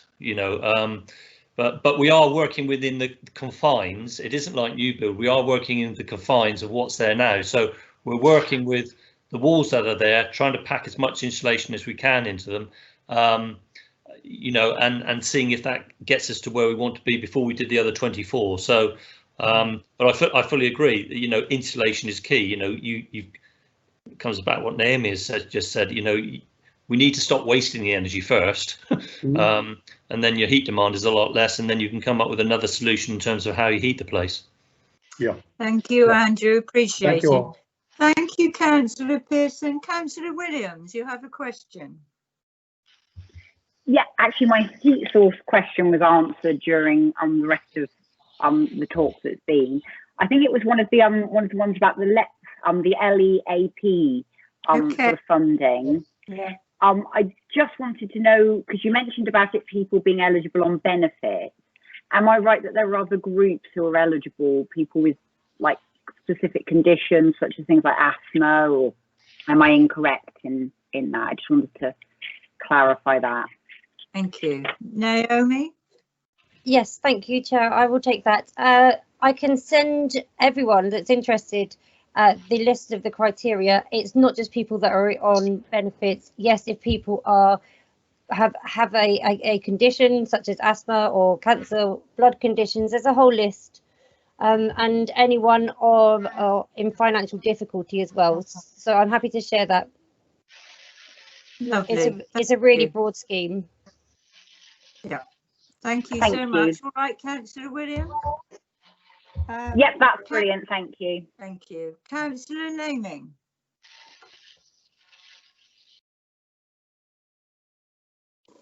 Thank you, Chair.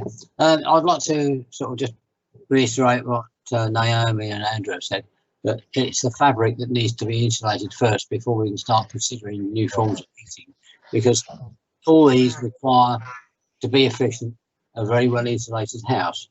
And certainly tenant training comes into that, and that's what they found up in several places where they put in ground source heat pumps that I know of. And once the tenants have understood the difference in the way they work, I've been more than happy with the results. My question really revolves about, you're talking about the difference in cost between air source and ground source, but there is a great deal of difference, as I understand it, in the write-off period between the two different systems. So have you taken that into account when you're looking at the figures? Because obviously that's quite an important thing, particularly with air source. As the outside temperature goes down, they begin to get less efficient. So the colder it gets, the less efficient they are, which gives me a little bit of concern on that. So I'd like your opinion on that, if I may. Thank you. Andrew, can you take those? Can you hear me? Yes, thank you.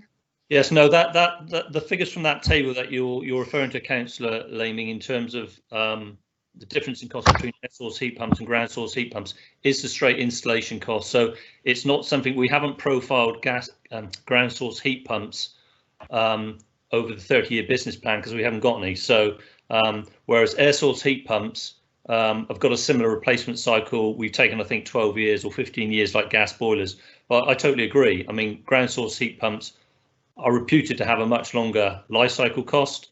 And if we started looking at the detail of ground source heat pumps over a 30-year term, it might be that the life cycle costs, you know, are as competitive as an air source heat pump or better. So, and I know that they say when you put the boreholes in and things like that, they would expect those pipes in those boreholes to last over 100 years. So you're talking about a different scale of a different, you know, the way these, you know, the way they work, it's almost, we haven't done any modelling for ground source heat pumps. So, you know, I can only say that, you know, we've, and the air source heat pumps we've done, we've taken them with similar life cycles to gas at the moment, because that's what the industry seem to be saying. Well, you know, if you're lucky, an air source heat pump will last you 12 or 15 years before you need to replace major parts of it. But we haven't done that for ground source heat pumps. Okay, Thank you. Anne. Thank you for that, Andrew. I do know that you are looking into the ground source on some projects, so it'd be nice to keep me abreast of what's going on. Thank you. Okay. Thank you very much. Councillor McLean.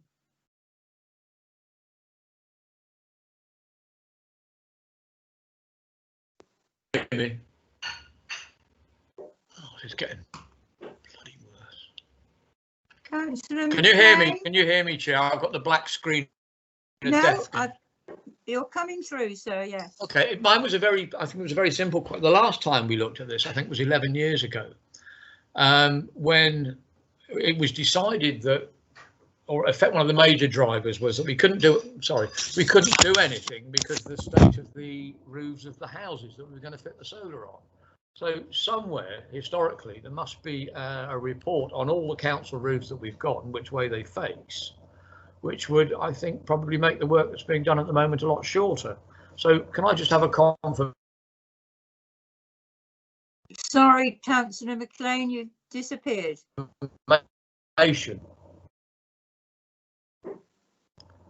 Which bit did you want to hear again?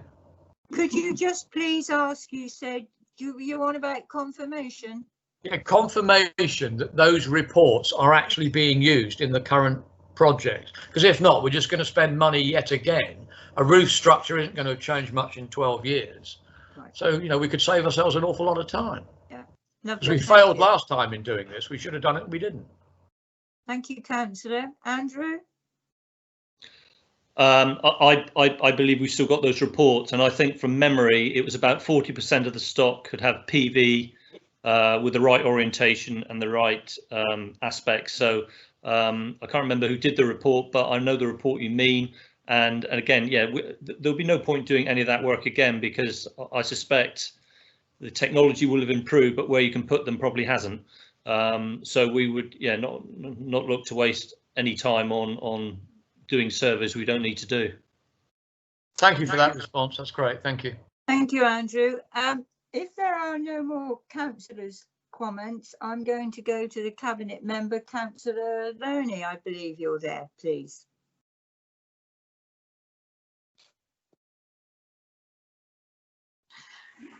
Thank you, Chairman. I just mainly wanted to come back on some of the tax comments that have been made. David will be aware that I've been in regular contact with Monica, who's the chair of TACT, and this has been a subject of some discussion. I have to say that tenants are very important to us in this process, and that we recognise that without tenant support, it will be very difficult for us to achieve our goals.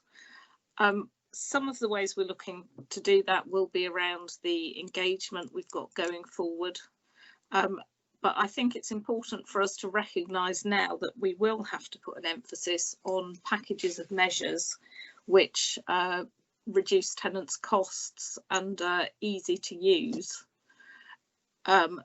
Simply because if we can do these things quicker, then we'll save more carbon more quickly, which is one of our major goals. Some of the ways in which we'll do this going forward in terms of improving the acceptability to tenants of these projects are around us getting these things like our passive houses built, things like doing the retrofit, where we can actually have tenants either visiting properties, or we can do video tours showing what a difference it's made. I do think the emphasis on fabric first is very important. You know, an air source heat pump put on a building which leaks heat will not only cost a fortune to run, but it actually won't heat the building properly. I have to say I've spent several winter weeks in an air source heat pump heated property. However, it was very highly insulated, and most of the issue was actually around needing to open all the windows every time you turn the oven on, where there was so much extra heat being thrown out that you actually needed to cool the building down. So I think some people can be a bit over worried about these kind of things, but that does come back to some of the fabric first priorities.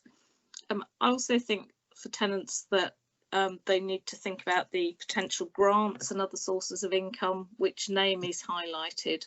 We don't need to be getting all this money out of the HRA, although clearly that needs to be the major source of funding, partly because it's much easier for us to plan for it to achieve our goals. But the main thing do think we need to keep coming back to is that housing is about our tenants, and we do need to think about them all the time when we're considering these kind of programmes.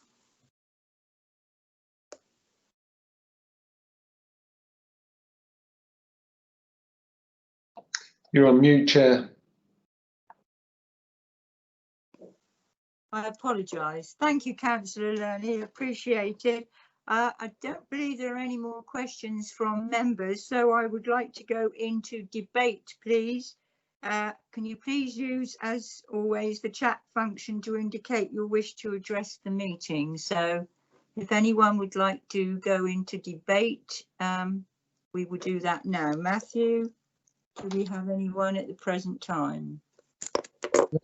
There's none at the moment, Chair. Okay. Are we all quite okay at this present time? It looks like it. May I just say then that the big numbers quoted, 50 million, 70 million, do concern me, and you have got a big challenge. I respect that. Several things obviously still need to be considered and a few major issues to overcome. But I think working or engaging with the Southampton University as well, and perhaps other councils, to get ideas and share it all together would be actually very beneficial. But as Councillor Lerney stated, and I thoroughly agree, it's the tenants that matter. They are very important to us, and good communication, please. So, but I do thank you all for your presentations. You're doing and have done a brilliant job. So please continue, and may I recommend that we've received the presentation, thank you, and the comments of the committee are taken into consideration. And once again, many thanks to Andrew, Naomi and Steve for your presentations. It's very much appreciated. Thank you. And now I will go into our last presentation. I believe Sue, you're here, Sue Croker, to give us our presentation this evening. Okay? Yes, thank you, Chair. I hope you can see me. I'm a bit dark, but No, I believe I can see you, and it's up on the screen, so thank you. I believe Councillor Murphy is going to introduce this for us. Thank you. Right, Councillor Murphy, thank you. Thank you, Chair. You're now about to hear a short presentation on the proposed Biodiversity Action Plan being taken forward by the Natural Environment and Recreation team on behalf of the Council. As a Council, we've been aware of the loss of biodiversity for a long time. However, some staggering figures still come forward. In the Winchester district, including the SDNP area, 20% of sites of special scientific interest, our most important sites nationally, are still not in good condition. 45% of lowland meadows were lost between 2006 and 2018. 69% of wood pasture and parkland were lost in the same time frame. The number of species declining between 2008 and 2018 increased from 35% to 48%. We've been taking action over the last 6 years to respond to these losses. This includes having a dedicated resource of 2 full-time officers, projects to create new areas of wildflowers, changing the management of land we own, such as Whiteshoot Ridge, tree planting, pond creation, responding to planning applications and hedgerow regulation breaches. However, due to the Climate Emergency Action Plan, which includes the need to consider biodiversity, officers have been looking at how we can better prioritise our efforts to those areas which will achieve most benefit.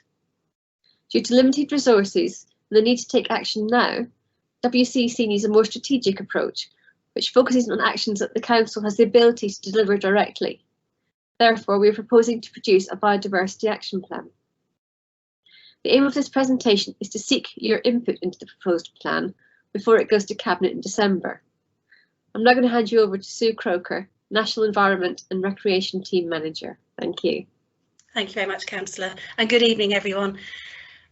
This presentation will be looking at our updated Biodiversity Action Plan, as mentioned. We've been working on this for a number of months now. We started with research, data analysis, and started to look at reviewing other partners' documents that have been around and been produced. We've had discussions and internal meetings about it, and it culminated in presentations which I know some of you attended a few weeks ago now to members, to parish councils, to stakeholders and to residents. We've incorporated the feedback that we received from all that work into our workings, and we are in the process of writing the BAP as we speak. And as it goes to Cabinet in December, we need to sort of move forward with this. However, before we do this, we wish to seek your input into this document. There's some key questions really for you as I go through the presentation. Firstly, is this the right approach for us to take forward our work to respond to biodiversity loss? Have we identified the right aims and objectives? And have we identified the right priorities that we should be looking at? And are we going to be monitoring our work in the best way we can? Thank you, Matthew. So briefly, we're going to look at biodiversity, why it matters. I just need to do a quick bit of scene setting for you. Then I'm going to talk about those aims, the drivers and the key documents that we are going to feed into, those key outcomes we're looking to achieve, and then how we're going to prioritise using certain habitats and species, how we intend to deliver the biodiversity action plan, including this annual action plan with its headings, reporting and monitoring, and funding and resources, and then it's over to you. Thank you. Thank you, and the next one. Again, there we go. As you know, biodiversity is essential. We know that. It provides us all the basic things we need in life, but it does more than just that as well. It contributes to climate stability. It's a really good test of sustainability. If we're losing biodiversity, we're not making sustainable decisions. It can also offer us nature-based solutions, which is really important, particularly with climate change, things like flooding. And it's massively important for the economic well-being of the district. In addition, people have a moral right to access biodiversity as much as they do to access education or health. And that's because it provides so many benefits in terms of well-being and health. Thank you. Next one, Matthew. And if that wasn't enough, as you are well aware, we have a legal duty and a moral responsibility to consider biodiversity across all our functions. It's not just about the team that I work with. And we need to halt that loss and seek opportunities to reverse the decline. But despite all this, we're still losing it at a massive amount, as Councillor Murphy mentioned at the beginning. So we have been doing work, but we now need to set this strategic direction. And this has come about very much from the climate emergency that was announced, that need to understand how best we use that limited resource to achieve the most benefits we can to protect, enhance and restore it. Thank you, Matthew. What we're going to do is focus on these key aims. First of all, council land and operations. We need to take action now. The times of talking are gone. We need to do action on the ground, and where we have the most influence is where we actually can control that work. However, we also do need to seek opportunities by working in partnership with others so that we can deliver more. We need to identify and deliver actions which halt the loss, recreate and restore biodiversity. And we need to monitor our work and our actions effectively to know that what we're doing is actually having some impact. We need to provide evidence, that's another aim, for key policy documents such as the Carbon Neutrality Action Plan, the local plan and of course the council plan, and we need to engage more. So that's what this BAP will aim to do. Thank you.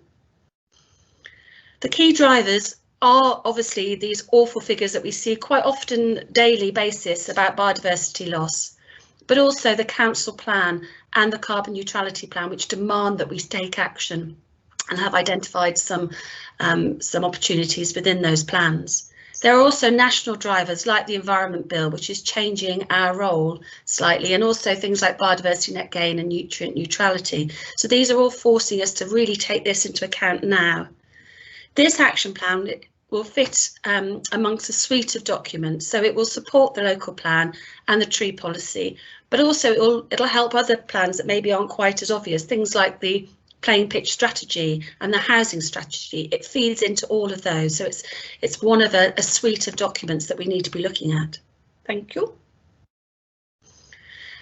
What our key outcomes will be is demonstrating that we are delivering work which makes a difference, that we're delivering work that meets our legal duty, our moral duty, and also what we're trying to achieve. Another outcome will be data and information to allow us to better understand what we're doing and show how we are prioritising resources. we get approached by people with great ideas and wonderful thoughts about what we could do, but in the end we do have only the 2 people and a small budget, so we have to make sure we prioritise. And to help us do that, we're going to produce a biodiversity action plan, an annual action plan as part of that, and our aim is to deliver 80% of those actions each year, which is quite a tall order, but that's because we need to take action now. Thank you. One way we're going to prioritise what we're doing is by focusing on certain habitats and species. We can't do everything everywhere, we know that. So this is where we feel we have the most effect. And these have been chosen because they meet at least 3 certain criteria. First of all, they're present in the district, which is obviously important. They're flagship, so people recognise a hedgehog, they know what a bumblebee looks like, and that's important for engaging with people. They're also indicator species, so some of them, like white-clawed crayfish, are very good indicators of chalk rivers that are biodiversity sound. These are mostly all in decline as well, even things that we thought were common like house sparrow are all declining, so that's another criteria we've looked at. Another criteria for choosing these is about what data we have and whether we can get data on them. Things like the slow worm, we now, for the first time I think ever, been able to go out and survey our own sites since Zoe's been with us. And I can now tell you categorically, we have more slow worms up at White Shoot Ridge since we changed the management we did before, and it's that kind of information that we do need. And finally, it's about the zone of influence. What can this city council do? Hedgerows are an interesting one in that regard, because whilst I'd love to give farmers grants to go out and plant hedgerows, that's not our role, that's not what we do. But we do have to look at the hedgerow regulations, and where they're being breached, we have to take that forward. And actually that's become a significant part of our work in the last couple of months. So where we have a zone of influence, that's another reason why we have chosen these, and this is where we're going to prioritise our efforts. Thank you, Matthew. We're going to deliver by building on the existing work. We've done some great things and we've got some good experience, and we are going to build on that and take that forward. Okay, next. But the key thing is this annual action plan. So the biodiversity plan will be a very succinct document. It's not going to be fancy. It's not going to have lots of wonderful pictures and be glossy. It needs to be a working, living document that has this action plan, which identifies what we're going to do each year to make that difference. And the headings that we're going to use are statutory functions. So this is where this is our day job. Commenting on development management applications, leading into strategic planning, making sure that we deal with enforcement issues. Whilst it's not very exciting, it is really important for biodiversity, and that's a lot of where our work and action needs to be. But we also need to work with the City Council on a more wider basis.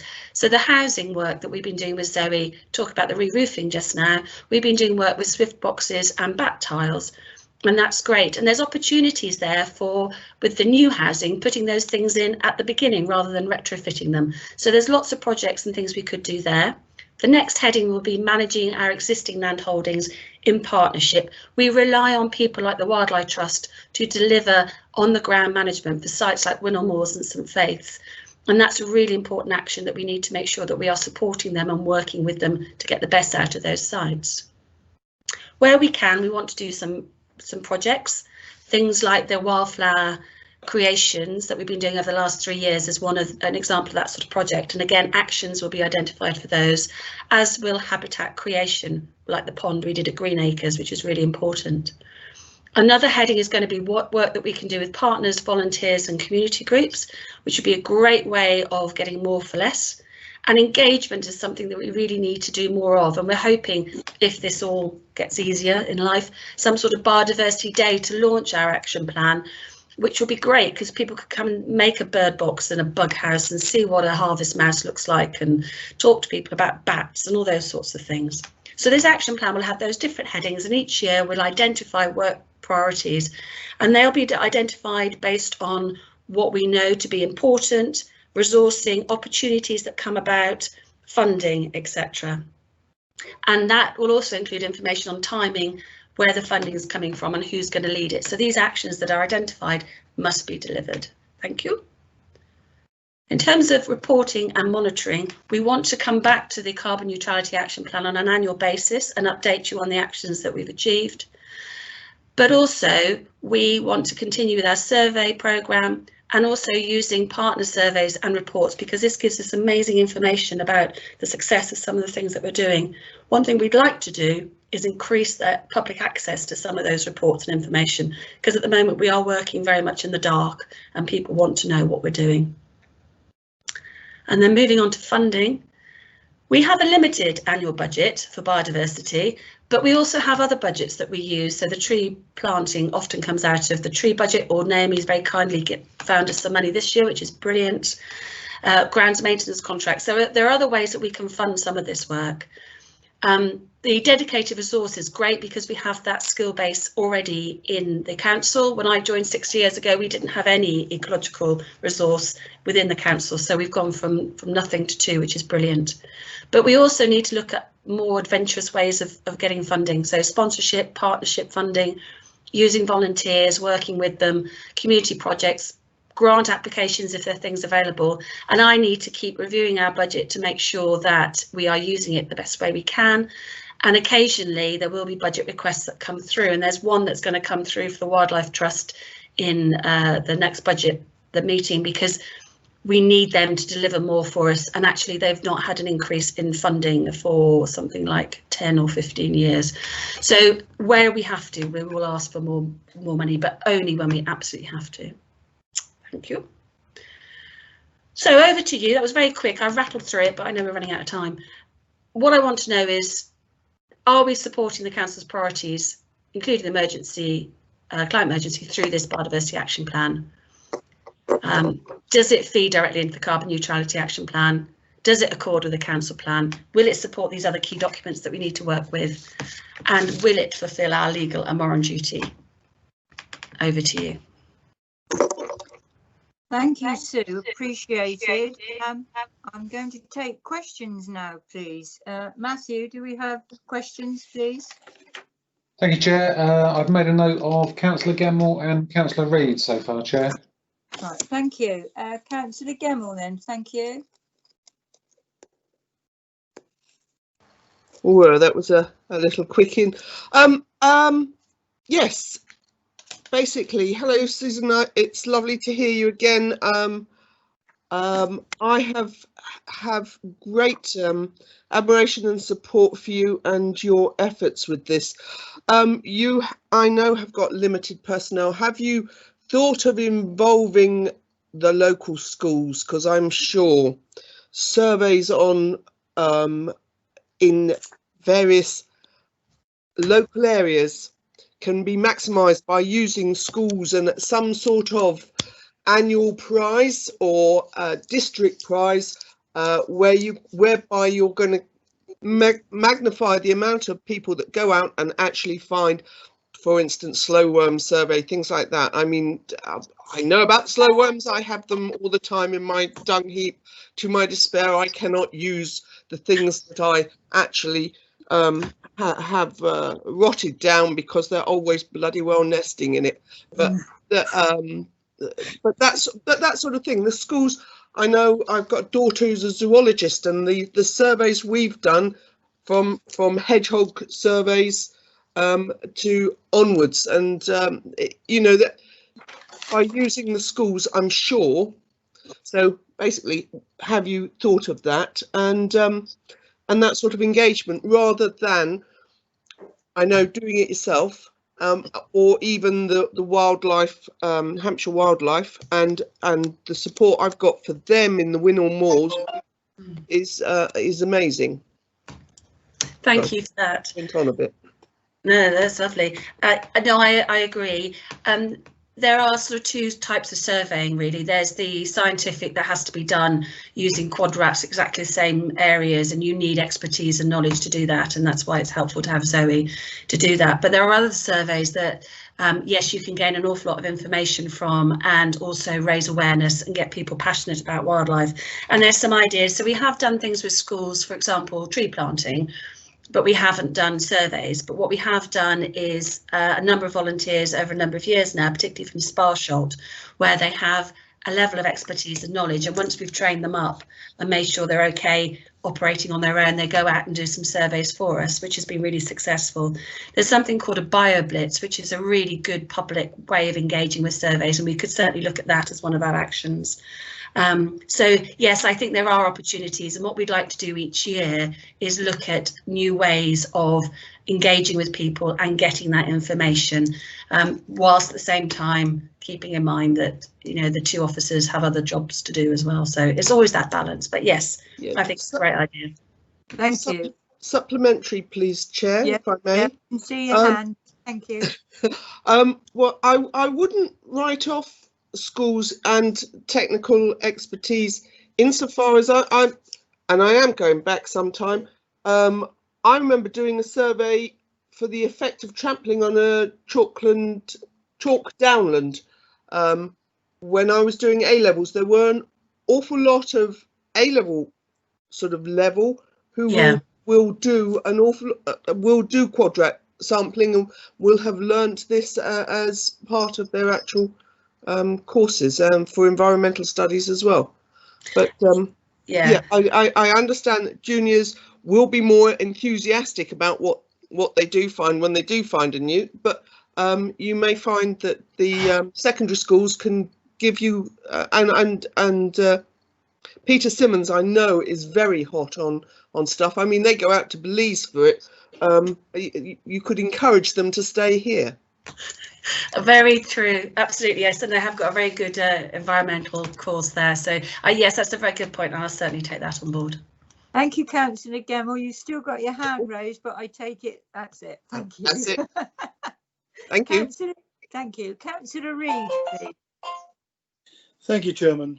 Thank you, Sue, for your presentation. I noted you talked on the tree plan and various other plans.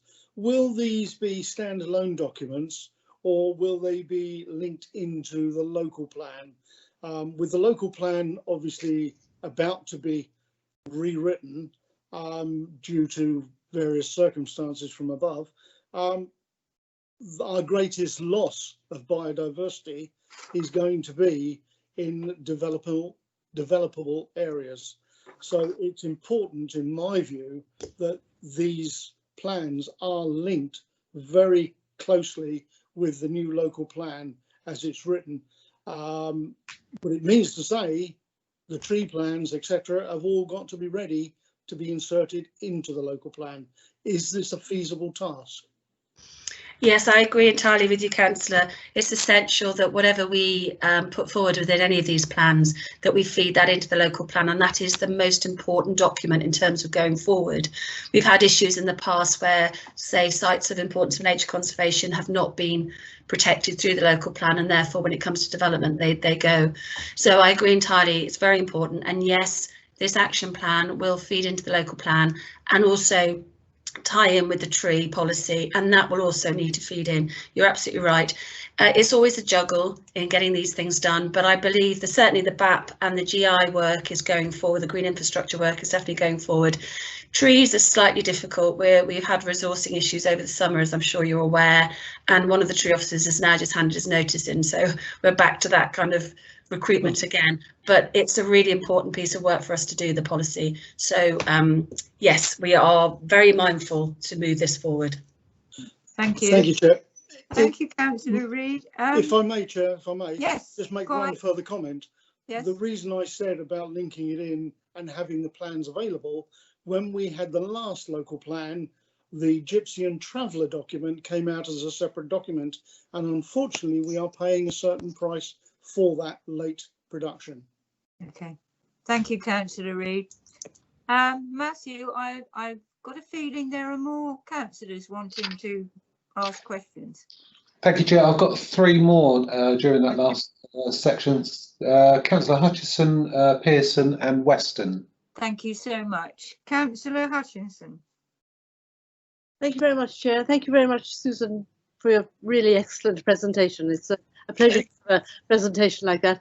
I also had a question about the tree policy, and I was interested to know when it was going to be done, and you've, in a sense, contributed to an answer towards that, and also what precisely it would contain. I very much was interested by your response to the previous question and looking at the local plan, and obviously replacement trees when development takes place and trees are lost, but also will there be some mapping to identify appropriate places to plant trees as well as places that are not appropriate to plant trees? Although we all want to see trees, not everywhere actually is an appropriate place for them.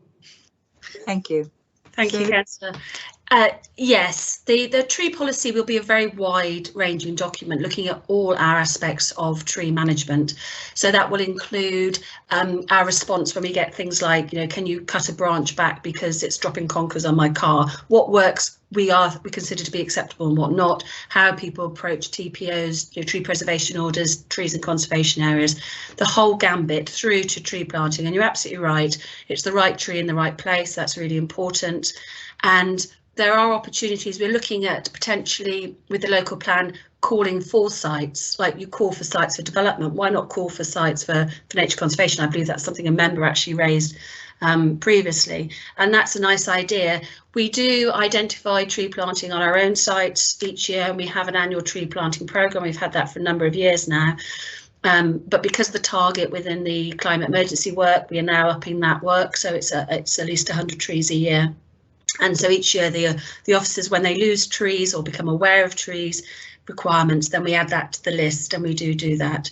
Whether there'll be a map showing those areas, that's a nice idea, and I need to think about that. Thank you so much. Thank you, Councillor Hutchinson. Councillor Pearson. Thank you, Madam Chairman. Yes, Sue, thank you very much for the presentation. Very, very useful. Combining the two together, I think it's saying a great deal more now. I wish sometimes you had more room, more space for a couple of introductory chapters, for example, about the different landscapes that produce the different habitats and the importance of the various things like the linking between transpiration, oxygen, carbon dioxide, that sort of thing. But space. What I want to concentrate now on my question, and it's linked with the local plan. I find it sad that one of the more important flags of policy and environment seems to have one of the smaller teams in the council. And that's not your fault, I know, Susan, but it's just a reflection. I'm looking to see, for example, more emphasis on green belts, on local gaps, on open spaces, but wild open spaces, not manicured open space like playing fields, as important as they are. Green corridors, green roofs, green walls, rivers that are very much reducing pollution, link with the nitrate neutrality. Things like that as a direct guide to the planning people should stop people like myself asking, I quote, technical questions. I don't know if you care to make any comment, or if you can within the circumstances. Understand if you don't. I feel very fortunate that we've been able to secure both of those posts over the last few years, and the work that they're doing has been tremendous, and we've seen some real boosts and benefits. But I recognise that my role is to operate within the resources that we have and to use those as appropriately as I can, and that's why this strategic document is so important, because you could scatter off, there's so much we could do and there's so much I'd love to do, but we need to use that resource wisely. I agree with you about things like green belts and wild more wild areas. And one of the things we are looking at is where we've got areas like play areas. So, for example, Chilcombe, which we've just taken on recently, it's been mown very flat. It's a football pitch, but there are areas for opportunity for wildflowers and potentially tree planting around that site. And those are the sorts of things we need to start bringing in more of that perception of wild and linkages. So you're absolutely right with that. And there's some great ideas. I know Naomi, I don't know if she's still on, but we had some discussions about green roofing bus stops, which I love the idea of, and that's something that their team might be able to take forward. So yeah, there's lots of things we could be doing. We do need to make sure that we focus on the day-to-day stuff as well, because that's really key. So development management, as you say, is one of the biggest issues. Well, Councillor Reid says one of the biggest issues, and we need to understand how effective our advice is and whether we're making a difference in that area. That's really important because it takes so much resource to do that. So yeah, there's certainly a job to be done here, and you have some very willing officers wanting to do it on your behalf. Thank you, lovely. Thank you, Councillor Pearson. Thank you, Madam Chairman. Thank you. Councillor Williams. No. Hello. No, I think that it's, I mean, as I said, it's brilliant. And I did, like Councillor Gemmell's idea of perhaps involving schools and things like Peterson's. I know I thoroughly enjoyed my years of planning and doing biodiversity studies as an environmental biology student. And it would be good if we could try and engage to, you know, see how much diversity we do have. I generally, I mean, I feel very lucky that we have got this now, and we've got such a good team. And I know when I've been and spoken to them, how impressed I've been. That's really all. Okay. Thank you. Okay, lovely. Thank you. Councillor Weston, hello. I believe you have a question. Thank you, Councillor Clear. How nice to see you. Thank you. I just wanted to. I've got a couple of questions, but I feel that we are really losing fighting a losing battle over biodiversity. You know, because PD rights take preference. So you can fence off a field and just remove all the wildlife corridors, and we can do nothing about it. That's correct, isn't it, Susan? There are things under our control, and if you're referring obviously to that particular issue of the hedgerow, we do have an ability as a regulator with hedgerow regulations, but we are limited to operating within laws. And when the government make decisions about what is or isn't out of planning, yes, it becomes very difficult. Well, this is not about the hedgerow. This is okay. But yes, the hedgerow. That is a real disappointment, I think, on the hedgerow. We are very disappointed with the action that's been taken, because unfortunately we've lost so much biodiversity with that hedgerow, because all the work, even though it says it's been maintenance, is actually not maintenance. It has destroyed. It was done during the nesting season, so we've had no bird life, and we haven't seen any yellowhammers, and we've lost all that this year completely. So and I think the council are very, very slow in doing that, which is a real shame. But I really wanted to highlight to everybody on Channel 4 tonight, there was a really good programme on how important it is to keep our hedgerows and to let them grow wild. And I think we failed that particular site, because the amount of a hedgerow you've allowed him to plant is ridiculously small to what we've actually lost there. And I really think I would ask you to be much stronger in getting these sorted and getting the action taken, and much faster, because we have lost. It's only a small area in the big scheme of the national biodiversity and the 30% that Boris has said that he's going to give out and make for the country. It's only a small area, but it's a big impact to the area around here. And we have hedgehogs in this area, and because of the fencing and everything else that's going on like this, we're losing the hedgehog corridors. And unless we can do that, we are fighting a losing battle. It does feel, I agree with you, Councillor, that sometimes I do feel a bit like I'm pushing a boulder up a hill, and as I'm watching it, lots of the boulders are flying around me. But I think what's important with this BAP is that we focus on what we can do, and we do that to the best of our ability. Hedgerow regulations is an interesting one. Again, when I started, it wasn't really sort of dealt with by anybody, and it came across to our team probably about a year or so ago, and I was told, oh, you won't get many, it's fine, you get like one a year. What we found is that it's becoming a massive piece of work. We've learned an awful lot over the last few months in understanding those hedgerow regulations. They aren't very clear, they certainly aren't very succinct in what is or isn't allowed, and it's that interpretation that can make things difficult.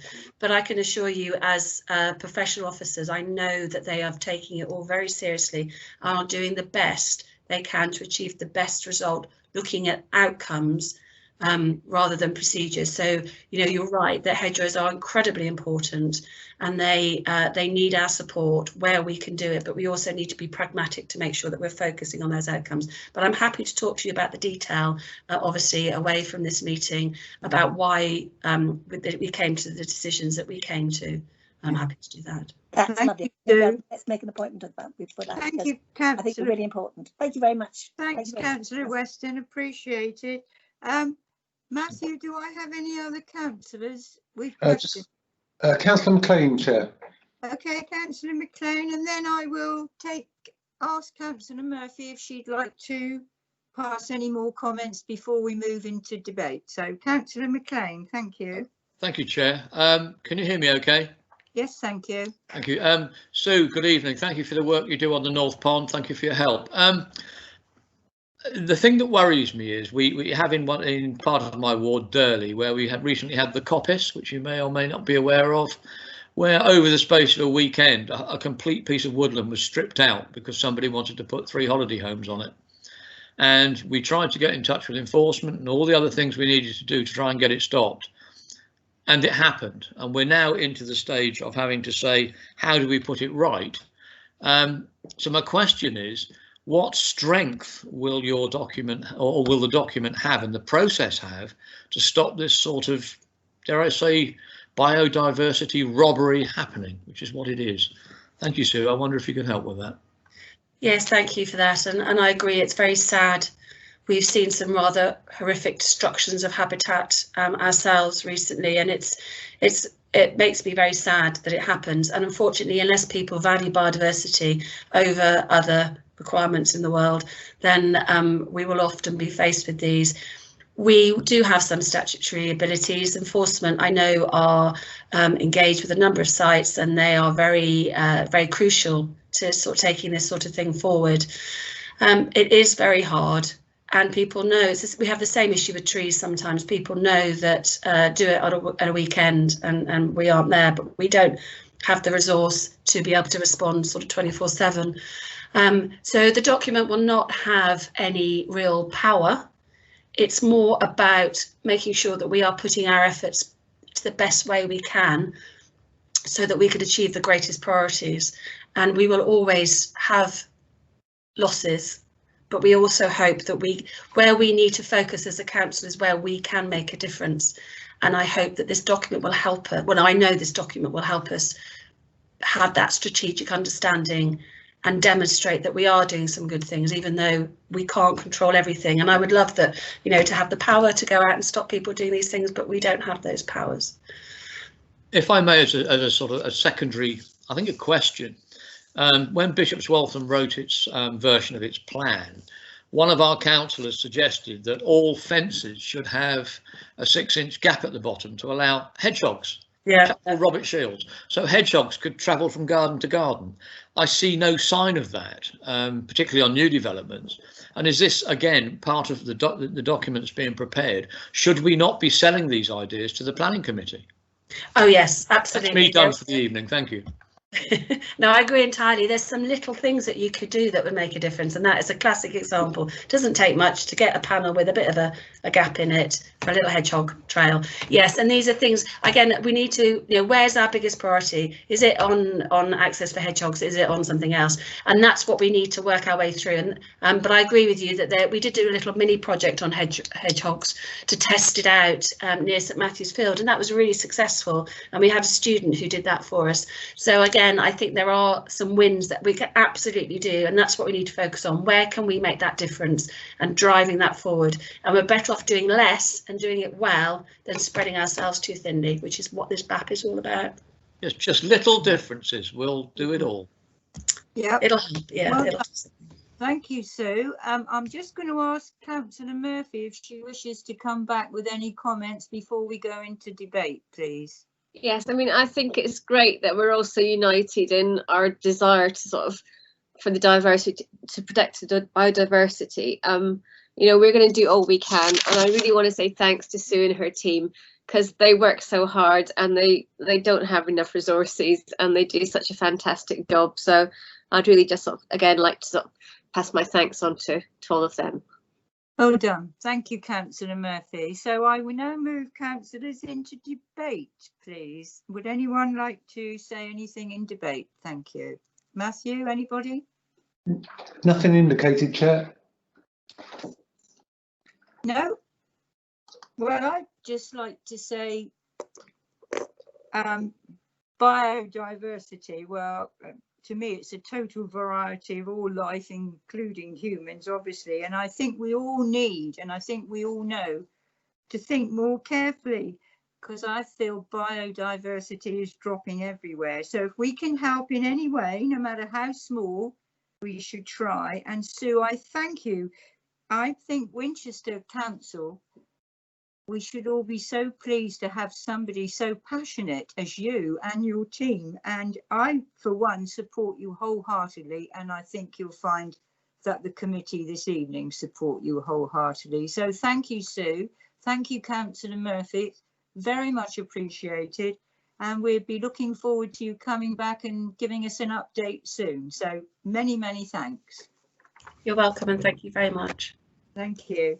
And all it needs for me to say is thank you, everybody, officers, councillors, people that did the presentations.